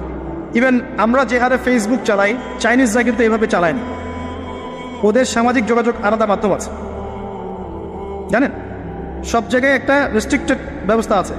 পর্নোগ্রাফি যেগুলো দিয়ে ব্লু ফিল্মস দেখানো হয় সারা দেশের মানুষকে, একটা জাতির মানুষকে, এটা তো অ্যাটলিস্ট বন্ধ করা যেত। আর এটা বন্ধ করাটা তো নিঃসন্দেহে কোনো মৌলবাদী কাজ নয়, সন্ত্রাসী কাজ নয়, জঙ্গিবাদী কাজ নয়, তাই কি? এটা যখন আপনি দেখছেন সারাদিন ধরে, সারা রাত ধরে, এই ছেলেপেলেটা ম্যাক্সিমামই আসক্ত এগুলোতে। ইভেন এখন মেয়েরাও এগুলো দেখে। আপনি সেকুলার মিডিয়াগুলো রিপোর্টগুলো দেখেন, তারাই বলছে এগুলো। স্কুলে গিয়ে মেয়েদের ইন্টারভিউ নিচ্ছে, তোমরা কি এটা দেখো? মেয়েরা বলছে যে হ্যাঁ আমরাও দেখি, আমরাও কথাবার্তা বলি যে নতুন একটা নতুন একটা আইটেম আসছে, এটা দেখ, এভাবে তারা কথা বলছে বসে ক্লাসের মধ্যে। তো যখন ছেলেমেয়েরা এগুলো অবাধে দেখবে, যুবক যুবতী কিশোর কিশোরীরা, এরপরে আবার ফ্রি মিক্সিং, তার উপরে আবার বেহায়াপনা, নগ্নতা, পোশাক আশাকের পর্দার বাড়াই নাই, তখন আপনি চিন্তা করেন সমাজটা কি হইতে পারে। আবার এগুলোকে আমরা দিবসের মধ্য দিয়ে উৎসাহিত করছি কাছে আসার গল্প, আসো আরো জানা কর। কোথায় ইসলাম আর কোথায় কোরআন আর কোথায় সেই পর্দা, কোথায় কি? আর ওই যে দেখেন একটা মেয়ে মুস্কান, ও তার নেকাব খুলবে না, 200-300 কুকুরের সামনে বলছে আল্লাহু আকবার। তো জান্নাত আসলে কাদের জন্য? এই অবস্থায় যদি আমরা কেউ খাস পর্দা করছি, এখন যারা আবার খাস পর্দা করছি তাদেরকে আবার বাঁকা চোখে তাকানো আছে, আবার কাউন্টার। এমনি তো চলছে এগুলো, আরো আবার কাউন্টার। মানে একটা জায়গা বাকি রাখছে না শয়তান আপনাকে ফিতনায় ফেলার জন্য। এই অবস্থায় কেউ যদি পর্দা করতে যায়, ওকে আবার বাঁকা চোখে তাকানো হচ্ছে। এ তো ভালো সুবিধার মনে হচ্ছে না? তোমার বোরখার নিচে গিয়ে বোমটম আছে নাকি? সাইকোলজিক্যাল আক্রমণ। বোরখা পরে যাচ্ছে স্কুল কলেজে, টিচাররা কেমন করছে, তার সাথে কেমন যেন আচরণ করছে। এটা কেন করছে? মুখটা খোলো, নাহলে পরীক্ষা দিতে দিব না। এগুলো চলছে। এরপরেও আরও আছে বিভিন্ন beauty contest, media, movies, cinema, এইসবের মধ্য দিয়ে ঘরে ঘরে ঢুকিয়ে দিয়েছি যে এই ফ্রি মিক্সিং, বেহায়াপনা, নগ্নতা, এটাই প্রগতি, এটাই উন্নতি, এটা অগ্রগতি। ইভেন আমাদের ছোট ছোট বাচ্চারা এগুলো দেখে দেখে বড় হচ্ছে এখন। জানি না ওরা আবার কোন জেনারেশন হয়ে পড়ে ওঠে, আল্লাহ ভালো জানে। এর উপরে এসেছে সেলফি এবং ছবি ভিডিওর একটা বুদ্ধি প্রতিবন্ধী জেনারেশন। একটু হলেই সেলফিস ফেসবুকে আপলোড, আবার টিকটক, আবার ইউটিউবিং, আবার নিজে নিজেই হাসে, নিজে নিজে ছবি তোলে। আর অনলাইনটা অ্যাভেলেবল হয়ে গিয়ে সবার হাতে হাতে স্মার্টফোন যখন গিয়েছে, তখন এগুলো আপলোডিংটা খুব বেশি হচ্ছে। আপলোডিং, আগে ঘটনা ঘটতো সবাই জানতে পারতো না, এখন ঘটলে সারা দুনিয়ার মানুষ এক মুহূর্তে জেনে ফেলবে। তখন একটা খারাপ ভিডিও সবার হাতে হাতে ঘরে ঘরে। এবার এই হারাম ভালোবাসা, এটা ভালোবাসা বলার অপরাধ হবে, এই হারাম প্রবৃত্তির এই নগ্ন দাসত্ব, এই দাসত্বটাকে ভালোবাসার নাম দিয়ে আল্লাহর নাজিলকৃত পবিত্র ভালোবাসাকে চ্যালেঞ্জ করা হয়েছে। এবং বিভিন্ন মানুষ, সমাজের বিভিন্ন শ্রেণীর মানুষকে এই হারামের দিকে ধাবিত করা হয়েছে, যাতে সবাই জান্নাতের কাছে না বরং জাহান্নামের কাছে আসতে পারে। এই হলো অবস্থা। এখন এই অবস্থায় আল্লাহ রাব্বুল আলামিন মুমিনদের জন্য সলিউশন দিয়েছেন সূরা নূরের মধ্যে। কুল লিল মুমিনিন ইয়াগুদ্দুনা মিন আবসারিহিম ওয়া ইয়াহফাযু ফুরুজাহুম, এটা পড়ে আছে আপনার কোরআনে। মুমিন পুরুষদেরকে আপনি বলুন, হে নবী, তারা যেন চক্ষু নিচু রাখে এবং তাদের লজ্জাস্থানের হেফাজত করে। মুমিন নারীদেরকে আপনি বলুন যেন তারা তাদের লজ্জাস্থানের হেফাজত করে, চোখ নিচে রাখে, এবং তারা এই মানুষদের ছাড়া অন্য কারোর সামনে যেন না যায়, এবং জিনাত, হিজাব তারা যেন অবলম্বন করে। এটা আল্লাহর আদেশ। Only Quran or only hadith and only Islam can solve this problem. কোরআন, সুন্নাহ এবং ইসলাম ছাড়া কেউ এই সমস্যা সলভ করতে পারবে না। এখানকার সলিউশন এগুলা। প্রথমত তারবিয়াত দিতে হবে ছোট থেকেই, তার উপরে নিয়মিত ইমানের চর্চা রাখতে হবে, তার উপরে ছেলে মেয়েদেরকে পর্দা বোঝাতে হবে, ছোট থেকেই মেয়েদেরকে পর্দায় রাখতে হবে। তারপরেও যদি বড় হয়ে এদের মধ্যে খারাপ চিন্তা আসে, চোখ নিচু করতে হবে। যেগুলো অশ্লীল সেগুলোর ধার কাছে যাওয়া যাবে না। দ্রুত এদের বিয়ের ব্যবস্থা করতে হবে, যাতে ওরা পবিত্র লাইফ লিড করতে পারে। তারপরে দেখবেন আস্তে আস্তে কিছুটা হলেও, 100% না হলেও কিছুটা হলেও আপনি ফিতনা থেকে দূরে রাখতে পারেন।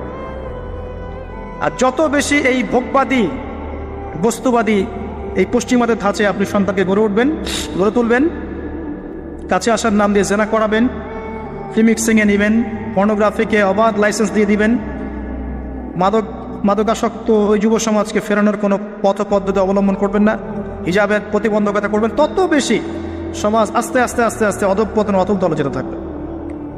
এবং এরপর কি হবে সেটাও বলে দিচ্ছি, এটাও হাদিস থেকেই বলছি। সেটা হচ্ছে এরপরে বাড়বে সমকামিতা। কি বাড়বে? অশ্লীলতা সয়লাভ হতে হতে হতে হতে এমন একটা পর্যায়ে যাবে, বেশিরভাগ মানুষই যাবে আল্লাহর বান্দারা বাদ দিয়ে, যখন দেখবেন মেয়েদের প্রতি আসক্তি কমে যাবে ছেলেদের একটা পর্যায়ে গিয়ে, এবং ছেলে ছেলের সাথে জেনা করা শুরু করবে, যেটা শুরু হয়ে গেছে বিগত 20-30-40 বছর থেকে দেশেও, এবং সমকামীদের সংগঠন পর্যন্ত আছে দেশে। এটাও রিপোর্ট, আপনি সেকুলার মিডিয়া ঘেটে দেখেন, বছরের একদিন তারা আবার একত্রিত হয় একটা হোটেলে, সেখানে ওদের মতো করে এনজয় করে। কওমে লূত নবী সাল্লাল্লাহু আলাইহি ওয়াসাল্লাম বলেছিলেন, আমি ভয় পাই আমার উম্মতের মধ্যে কয়েকটা জিনিস। একটা হচ্ছে গোপন শিরক, একটা হচ্ছে আমার উম্মত মূর্তি পূজা করবে, আর একটা হচ্ছে আমার উম্মতের মধ্যে সমকামিতা ছড়িয়ে পড়বে। আর এই সমকামীদেরকে আল্লাহ পাক জমিনটা তুলে আকাশে পাথর বর্ষণ করে আবার দাবিয়ে দিয়েছিলেন। কওমে লূত এই জর্ডানের ডেড সি, মৃত সাগরের পাশে এরা থাকতো। সেই সম্প্রদায়ের কাছে আল্লাহ পাক লূত আলাইহিস সালামকে পাঠিয়েছিলেন। এত বড় মনের নবী ছিলেন তিনি, সম্প্রদায়ের মানুষকে পাপ থেকে বাঁচানোর জন্য বলছেন যে হাউলাই বানাতিন কুনতুম ফাইলিন, তোমাদের যদি প্রবৃত্তি চাহিদা থেকে থাকে আমার মেয়েদের মধ্য থেকে বিয়ে করে নাও, তাও ভালো থাকো। তারা বলছে, তুমি লূত নিজেকে পবিত্র মনে করতে চাও? তুমি তো জানো যে আমরা কি চাচ্ছি। যখন জিবরাইল এবং মিকাইল আলাইহিস সালাম এসেছেন পুরুষের রূপে, বালকের রূপে, সুদর্শন, তাদেরকে অফার করছে। কথা বুঝতে পারছে না? তাদেরকে অফার করছে। আর লূত আলাইহিস সালাম নিজের মেহমানের সম্মান বাঁচাতে গিয়ে বলছেন, আলাইসা মিনকুম রাজুলুন রশীদ, তোমাদের মধ্যে কি একটা ভালো মানুষ বেঁচে নাই? ওই সমকামিতা ছড়িয়ে পড়েছে এখন আমাদের এখানে। আর আপনি বিশ্বের যে বড় বড় রাষ্ট্রগুলোর দাসত্ব করেন, ওদের দেশের সমকামিতা বৈধ। আর যেখানে এটা বৈধ হবে সেখানে ওই লূত আলাইহিস সালামের কওমের মধ্যে শাস্তি আসবে ইনশাআল্লাহ, কোনো সন্দেহ নেই। দেখবেন ওই জায়গাটা মাটিতে ধসে যাবে ইনশাআল্লাহ। আর এটা হাদিসেও এসেছে যে আমাদের আগে 3টা বড় বড় ভূমিকম্প হবে, একটা পূর্ব দিকে, একটা পশ্চিমে, একটা পৃথিবীর মাঝখানে। আর পশ্চিম বলতে আমি বুঝি পশ্চিমা সভ্যতা। এটা ভূমিকম্পে ধসে যাবে ইনশাআল্লাহ আযজা ওয়া জাল্লা। কারণ সুদের মধ্য দিয়ে এরা আল্লাহর সাথে যুদ্ধ করছে, সমকামিতার মধ্য দিয়ে এরা কওমে লূতের মতো আচরণ করছে, সারা বিশ্বে এরা মানুষকে নির্বিচারে হত্যা করছে। এর ফলাফল এরা পাবে, আসবে সময় সামনে। আমাদের পয়েন্ট আজকে এটাই, এই নারী পুরুষের অবাধ এই জিনাটা যদি আপনি ঠেকাতে না পারেন, এক পর্যায়ে সমকামিতায় চলে যাবে, মানুষ পারতে থাকবে এক পর্যায়ে।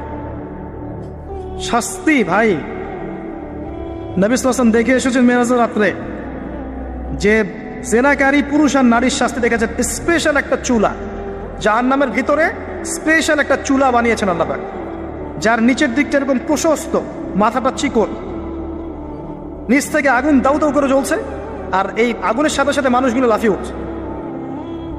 আগুন নিচে নেমে যাচ্ছে, মানুষগুলো নিচে নেমে যাচ্ছে, আবার দাউ দাউ করে আগুন, আবার মানুষগুলো উপরে উঠছে। এটা ওদের শাস্তি দেখেছেন নবী সাল্লাল্লাহু আলাইহি ওয়াসাল্লাম যারা এই উম্মতের জেনা এবং ব্যভিচারে লিপ্ত আছে।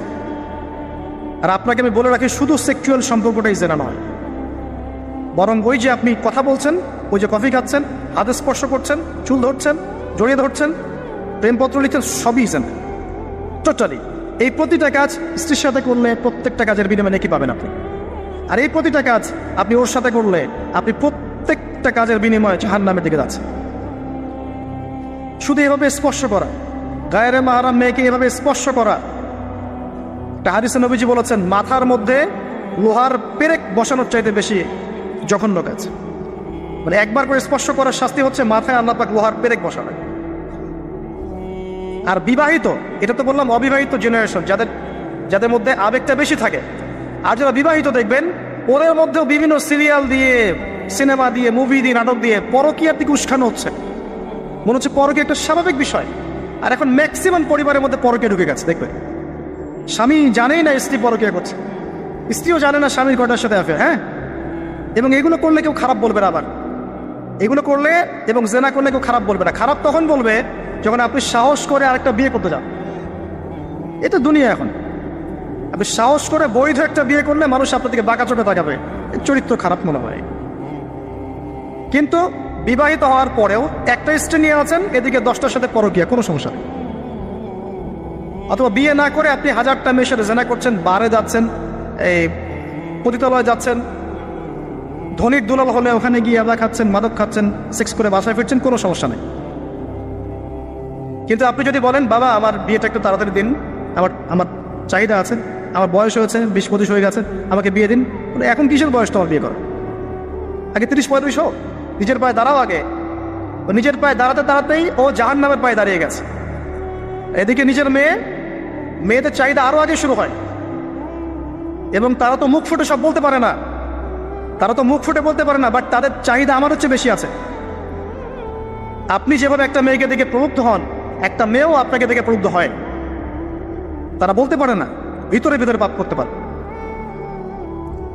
আর ওদের ব্রেনটাকে ওয়াশ করে দিয়ে, বিভিন্ন সিরিয়াল দিয়ে, বিউটি কন্টেস্ট দিয়ে, নাটক দিয়ে, মুভিজ দিয়ে, পর্নোগ্রাফি দিয়ে, আর ছেলেদের সংস্পর্শ দিয়ে আমরা ওদেরকেও জেনা টেনে টেনে আসতে চাই নাই, টেনে হিস্ট্রে জেনার কাছে নিয়ে আসছে। আসবি না মানে আয়, এটাই উন্নতি, এটাই অগ্রগতি, এটাই প্রগতি, আয় আসবি না কেন? এভাবে সমাজের কাঠামোটা নষ্ট হয়ে গেছে, পরিবারগুলো ভেঙে যাচ্ছে। আর এরপরে দেখবেন ডিভোর্স, ওই যে বাচ্চা কাচ্চা যেগুলো আছে, এগুলো মা ছাড়া বাপ ছাড়া মানুষ হবে। আর যখন একটা পরিবারের সন্তানরা আদর, ভালোবাসা, মহব্বতের পরিবেশ পাবে না, এরা বড় হয়ে জঙ্গি হবে, এরা বড় হয়ে সদস্য হবে। ওরা বিক্ষিপ্ত মাথার হয়ে ওঠে, মানসিকভাবে একদম টোটালি ফেড আপ। এই হচ্ছে অবস্থা। পরে সমকামিতা বাড়বে, সমকামিতা দিন দিন বাড়ছে। বিশ্বাস করেন, এটা এমন একটা আযাব, আল্লাহ পাক এমন সব রোগ ব্যাধি দিবেন। হাদিস এসেছে, যখন একটা কম অশ্লীলতায় লিপ্ত হয়, হারাম সম্পর্কে লিপ্ত হয়, জেনায় বেশি বেশি লিপ্ত হয়, সমকামিতায় লিপ্ত হয়, ওখানে এমন সব রোগের উদ্ভব হবে যেগুলো আগে ছিল না। আপনি শুধু মাস্ক পরিয়ে কোভিড নিয়ন্ত্রণ করতে পারবেন না, অশ্লীলতা কমাতে হবে সমাজ থেকে, তারপরে আপনি আরো বেটার ফলাফল পাবেন ইনশাআল্লাহ তাআলা, স্থায়ী ফলাফল পাবেন ইনশাআল্লাহ। শুধু বাহ্যিক সবকিছু না, অভ্যন্তরীণ আধ্যাত্মিক অনেক কিছু আছে, এগুলো দেখতে হবে। আল্লাহ নূর দিয়ে আল্লাহ পাক বোঝার তৌফিক দান করুন। সমকামিতার পরে কি হবে সেটাও শুনে রাখেন, এটাও হাদিস থেকে বলছে। এটা বলতে আমার রুচি কুলাচ্ছে না, কিন্তু এটাও হবে যে এই উম্মতের মানুষরা এত খারাপ পর্যায়ে পৌঁছাবে যে পশু পাখির সাথে, পশু প্রাণীর সাথেও তারা জেনা করবে। এবং এর আগে একটা ধাপ আমি ভুলে গেছি। সমকামিতার আগে একটা ধাপ আছে, যখন মেয়েদেরকে এভাবে উন্মুক্ত করে দিবেন, মেয়েদের প্রতি আকর্ষণ কমার পরে বাচ্চাদের প্রতি আকর্ষণ আসবে। বাচ্চাদের প্রতি, এটা এমন একটা যুগে বাস করছি আমরা যে যারা মেয়ের বাবা, আমাদের ভয় লাগে কার কোলে বাচ্চাকে তুলে দিচ্ছে। এত বিশাল পরিমাণে বাচ্চাদেরকে এখন ধর্ষণ করা হয়, আপনি কল্পনা করতে পারবেন না। স্কুলে, ইভেন অনেক ক্ষেত্রে মাদ্রাসাতে হয়েছে, অনেক ক্ষেত্রে মাদ্রাসায় ঘটনা ঘটেছে, বাচ্চাদেরকে ধর্ষণ করা হয়েছে। যে বাচ্চা বোঝেই না দুনিয়া কি জিনিস, ভালোবাসা কি জিনিস, যৌনতা কি, কিছু বোঝেই না, এরকম বাচ্চাকে পর্যন্ত ধর্ষণ করা হয়েছে। ডে বাই ডে বাচ্চাদের অ্যাবিউজিংটা বাড়ছে। খেয়াল করে দেখেন, পড়াশোনা করেন, খোঁজখবর নেন, দেখেন বাচ্চাদের প্রতি সেক্সুয়াল অ্যাবিউশন এবং যৌন নির্যাতন বেড়েছে, প্রচুর বেড়েছে, এবং দিন দিন এটা বাড়বে। যত বেশি আপনি এগুলো উন্মুক্ত করবেন, রিমিক্সিং করবেন, পর্নোগ্রাফি উন্মুক্ত করবেন, এইসব কাছে আসার গল্প, এইসব দিবস পালন করবেন, তত বেশি এগুলো হবে ইনশাআল্লাহ। এবং লিসেন টু মি, আপনি মনে করছেন আপনি সেফ, আপনি একা খুব ভালো মানুষ, কোশ্চেন কেন নয়। এই ফিতনা আপনার ঘরের দরজায় না আসলে আমার নাম বদলে ফেলবো ইনশাআল্লাহ। এই ফিতনা আপনার ঘরের দরজাও যাবে, আমার ঘরের দরজাও আসবে। যদি আপনি আমি সচেতন না হই, আমাদের ঘরেও এটা আসবে। একটা পরিবার বাকি থাকবে না, বাকি নাইও একটা পরিবারও, এগুলো আমাদের ঘর দুয়ার পর্যন্ত আসবে। একজন যুবক সাইকোলজিক্যালি মানুষকে আঘাত করা যায়। একজন যুবক এসে বলেছিল, ইয়া রাসূলুল্লাহ, আমার ইসলামের সবকিছুই ভালো লাগে, কিন্তু আমি জেনা করতে চাই, এটা আমার ভালো লাগে, আমাকে অনুমতি দেন। নবী করিম সাল্লাল্লাহু আলাইহি ওয়াসাল্লাম বলেছিলেন সাইকোলজিক্যাল আঘাত। দেখেন, তিনি বলেছিলেন, তোমার মায়ের সাথে কেউ এরকম করলে তোমার কেমন লাগবে? তুমি কি পছন্দ করবে? তোমার বোনের সাথে কেউ যদি রেপ করে, তুমি কি পছন্দ করবে? তোমার সন্তানকে, তোমার খালাকে, তোমার মামিকে একটা একটা করে বলতে আছেন, তুমি কি পছন্দ করবে? এই আঘাত সেই যুবকের হৃদয়টা ক্ষতবিক্ষত করে ফেলবে। তিনি বললেন, না ইয়া রাসূলুল্লাহ, আমি তো কখন পছন্দ করবো? নবীজি বললেন, তুমি যাদের সাথে এগুলো করতে চাচ্ছ তারাও কারো না কারো মা, কারো না কারো বোন, কারো না কারো স্ত্রী, কারো না কারো সন্তান, কারো না কারো মেয়ে। তিনি হাত বুলালেন, হাত বুলিয়ে দোয়া করলেন, আল্লাহ তুমি এই যুবকের হৃদয়টা পবিত্র করে দাও। এরপরে এই যুবক কোনোদিনও কোনো গায়রে মারা মেয়ের দিকে চোখ তুলে তাকায় না। এখন সার কথা হচ্ছে, অ্যাজ এ মুসলিম, যেহেতু এটা খ্রিস্টানদের উৎসব, উইকিপিডিয়ায় ঘেটে দেখেন, এটা খ্রিস্টানদের ধর্মের সাথে সম্পৃক্ত একটা উৎসব। তারা কি করবে, বুদ্ধিস্টরা কি করবে, অন্য ধর্মের মানুষরা কি করবে, সেটা আমাদের দেখার দরকার। কিন্তু অ্যাজ এ মুসলিম ফ্যামিলি, আমরা যেন আমাদের সন্তান সন্ততিদেরকে এই দিনে বাসার থেকে বের হতেও না দেই। এবং এই দিন উপলক্ষে যত পণ্যের ছাড় আসবে কোনো পণ্য কিনবেন না, টোটালি ইকোনমিক্যালি বয়কট করে দিন। আর এর পিছনে শুধু জেনা উস্কিয়ে দেওয়াই উদ্দেশ্য ছিল না, উদ্দেশ্য ব্যবসাও ছিল, এর পিছনে ব্যবসা ও বিজনেস উদ্দেশ্য ছিল। আর এদের চরিত্র আল্লাহ পাক উন্মুক্ত করেছেন সূরা নূরের মধ্যে। আল্লাহ বলছেন, শোনেন, লিসেন টু মি, ইন্নাল্লাযীনা ইউহিব্বুনা আন তাশিআল ফাহিশাতু ফিল্লাযীনা আমানু লাহুম আযাবুন আলীম ফিদ দুনিয়া ওয়াল আখিরাহ ওয়াল্লাহু ইয়া'লামু ওয়া আনতুম লা তা'লামুন। নিশ্চয়ই যারা পছন্দ করে, ভালোবাসে, মানে ওরাও ভালোবাসে, নিশ্চয়ই যারা ভালোবাসে যে মুমিনদের মধ্যে অশ্লীলতা, বেহায়াপনা, ফাহিশাত ছড়িয়ে পড়ুক, তাদের জন্য যন্ত্রণাদায়ক শাস্তি আছে এই দুনিয়া এবং পরকালে। আর এরা কারা? ওয়াল্লাহু আ'লামু ওয়া আনতুম লা তা'লামুন। আল্লাহ ভালো জানেন, তোমরা সেটা জানো না। আল্লাহ বলেন, ইয়া আইয়ুহাল্লাযীনা আমানু, হে মুমিনগণ, লা তাত্তাবিউ খুতুওয়াতিশ শাইতান, এই শয়তানদের ইত্তেবা করো না, এই জিনা মানুষ শয়তানদের ইত্তেবা করো না। কারণ যে ব্যক্তি তার ইত্তেবা করবে, ওয়া মান ইয়াত্তাবি' খুতুওয়াতিশ শাইতান ফাইন্নাহু ইয়া'মুরু বিল ফাহশাই ওয়াল মুনকার, যে ব্যক্তি শয়তানের ইত্তেবা করবে, শয়তান তাকে ফাহেসা কাজ এবং মুনকার কাজের দিকে নিয়ে যাবে, ধাবিত করবে। আল্লাহ পাক আরো বলেছেন যে ওয়ালাউলা ফাদলুল্লাহি আলাইকুম, যদি তোমাদের উপরে আল্লাহর রহমত, অনুগ্রহ, ফাদল না থাকতো, ওয়া রাহমাতুহু, তার রহমত না থাকতো, মা যাকা মিনকুম মিন আহাদিন আবাদা, তোমাদের মধ্যে কেউ কোশ্চিন কালেও পবিত্র হতে পারতো না। এটা আল্লাহর অনেক দয়া যে আল্লাহ পাক আমাদের প্রতি দয়া করেছেন, রহম করেছেন, তওবা করে পবিত্র হওয়ার পথ করে দিয়েছেন। আল্লাহ পাক শেষের পরিণতিও বলেছেন যে আল খাবিসাতু লিল খাবিসিন ওয়াল খাবিসুনা লিল খাবিসাত, এই খাবিস ছেলেরা, খাবিস পুরুষরা খাবিস নারীদের জন্য, খাবিস নারীরা খাবিস পুরুষের জন্য, অপবিত্র মেয়েরা অপবিত্র ছেলের জন্য, অপবিত্র ছেলেরা অপবিত্র মেয়েদের জন্য। ওয়াত-তাইয়্যিবাতু লিত-তাইয়্যিবিন ওয়াত-তাইয়্যিবুনা লিত-তাইয়্যিবাত, পবিত্র ছেলেরা পবিত্র মেয়েদের জন্য, আর পবিত্র মেয়েরা পবিত্র ছেলের জন্য। উলাইকা মুবাররাউনা মিম্মা ইয়াকুলুন, এই কি বলবো, অশ্লীলতা ধারক বাহকরা যা বলে তাদের থেকে মুমিনরা অনেক পবিত্র, আলহামদুলিল্লাহ। লাহুম মাগফিরাতুন ওয়া রিজকুন কারীম। গুরুত্বপূর্ণ প্রশ্ন করেছেন, যে প্রশ্নটা করেছেন তাকে ধন্যবাদ জানাই। যে সাম্প্রতিক অর্থনৈতিক স্যাংশন যেটা হচ্ছে, ইনফ্লেশন হচ্ছে, এগুলোতে আসলে আমাদের মতো থার্ড ওয়ার্ল্ডের কান্ট্রিদের কী করণীয় বা ইসলামিক সলিউশন আছে কিনা, চমৎকার প্রশ্ন। তবে এই প্রশ্ন উত্তর দেওয়ার আগে আমি একটু ভয় পাচ্ছি আরও, কারণ আমার মনে আছে একবার আমি একটা লেকচার দিয়েছিলাম যে সমসাময়িক ফিতনাময় বিশ্বে উম্মার করণীয়। আমার কাছে মনে হয়েছিল যে এই কাজগুলো করলে উম্মার ভালো হবে। তো আমাকে বাংলাদেশের এক শাইখ এমন গলায় দিলেন যে তুমি উম্মা নিয়ে কথা বলতে গিয়েছো কি, তুমি উম্মার কি বুঝো? ওই দিন থেকে আমি আর এই টপিকে লেকচার দেয়নি এখন।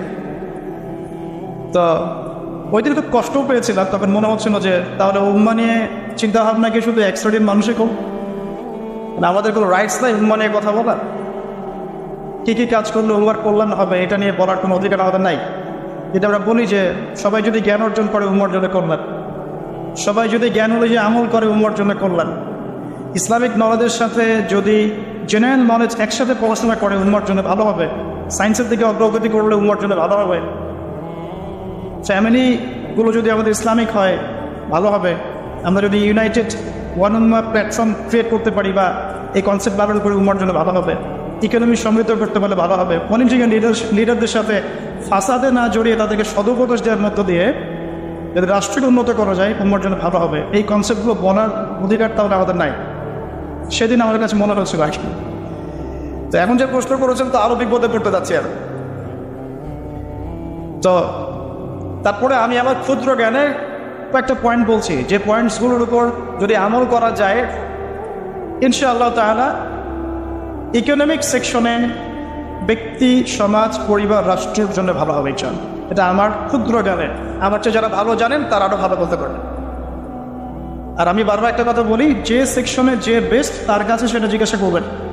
ইকোনমিক সেকশনে যারা বেস্ট, যারা রাষ্ট্রকে রুল করছেন, লিড দিচ্ছেন, তারা ভালো বলতে পারবেন।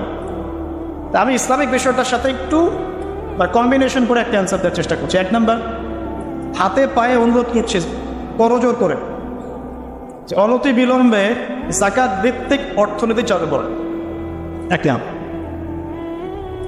এটা আপনি বুঝবেন না যদি আপনি সেকুলার ইকোনমিক্স সারা জীবন করে থাকেন, ইসলামিক ইকোনমিক্স সম্পর্কে বিন্দুমাত্র ধারণা না থাকে, আপনি বুঝবেন না যে জাকাত ভিত্তিক ইকোনমিক সিস্টেম কি।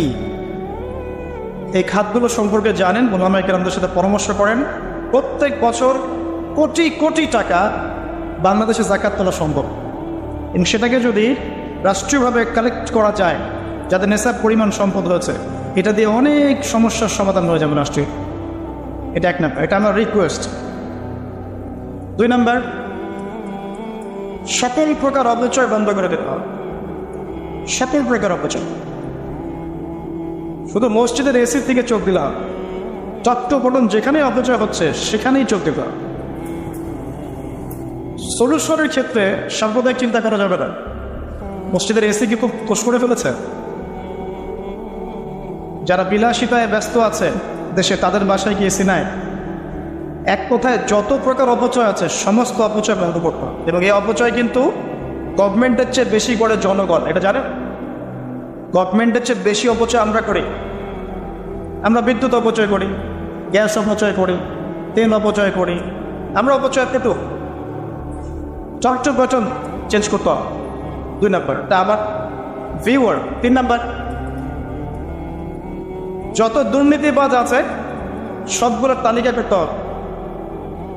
তালিকা করে সবার কালো টাকা সাদা করতে হবে, এবং এই কালো টাকা সাদা করে দেশের জনগণের পিছনে খরচ করতে হবে। আবার এই ভাই আছেন এখানে, উনি পলিটিক্সের সাথে জড়িত।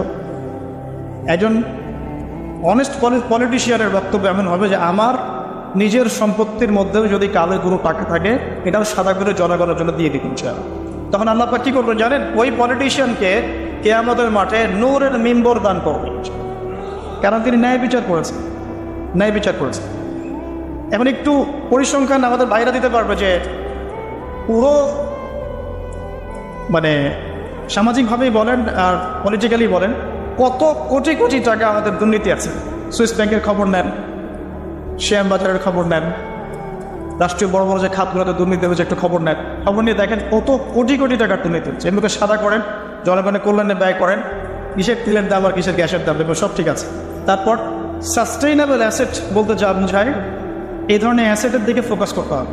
এরকম কৃষিজ যে অ্যাক্টিভিটিসগুলো আছে, কৃষিজ, এদিকে বেশি ফোকাস করতে হবে। আমরা উৎপন্ন করব, নিজেরা চলব।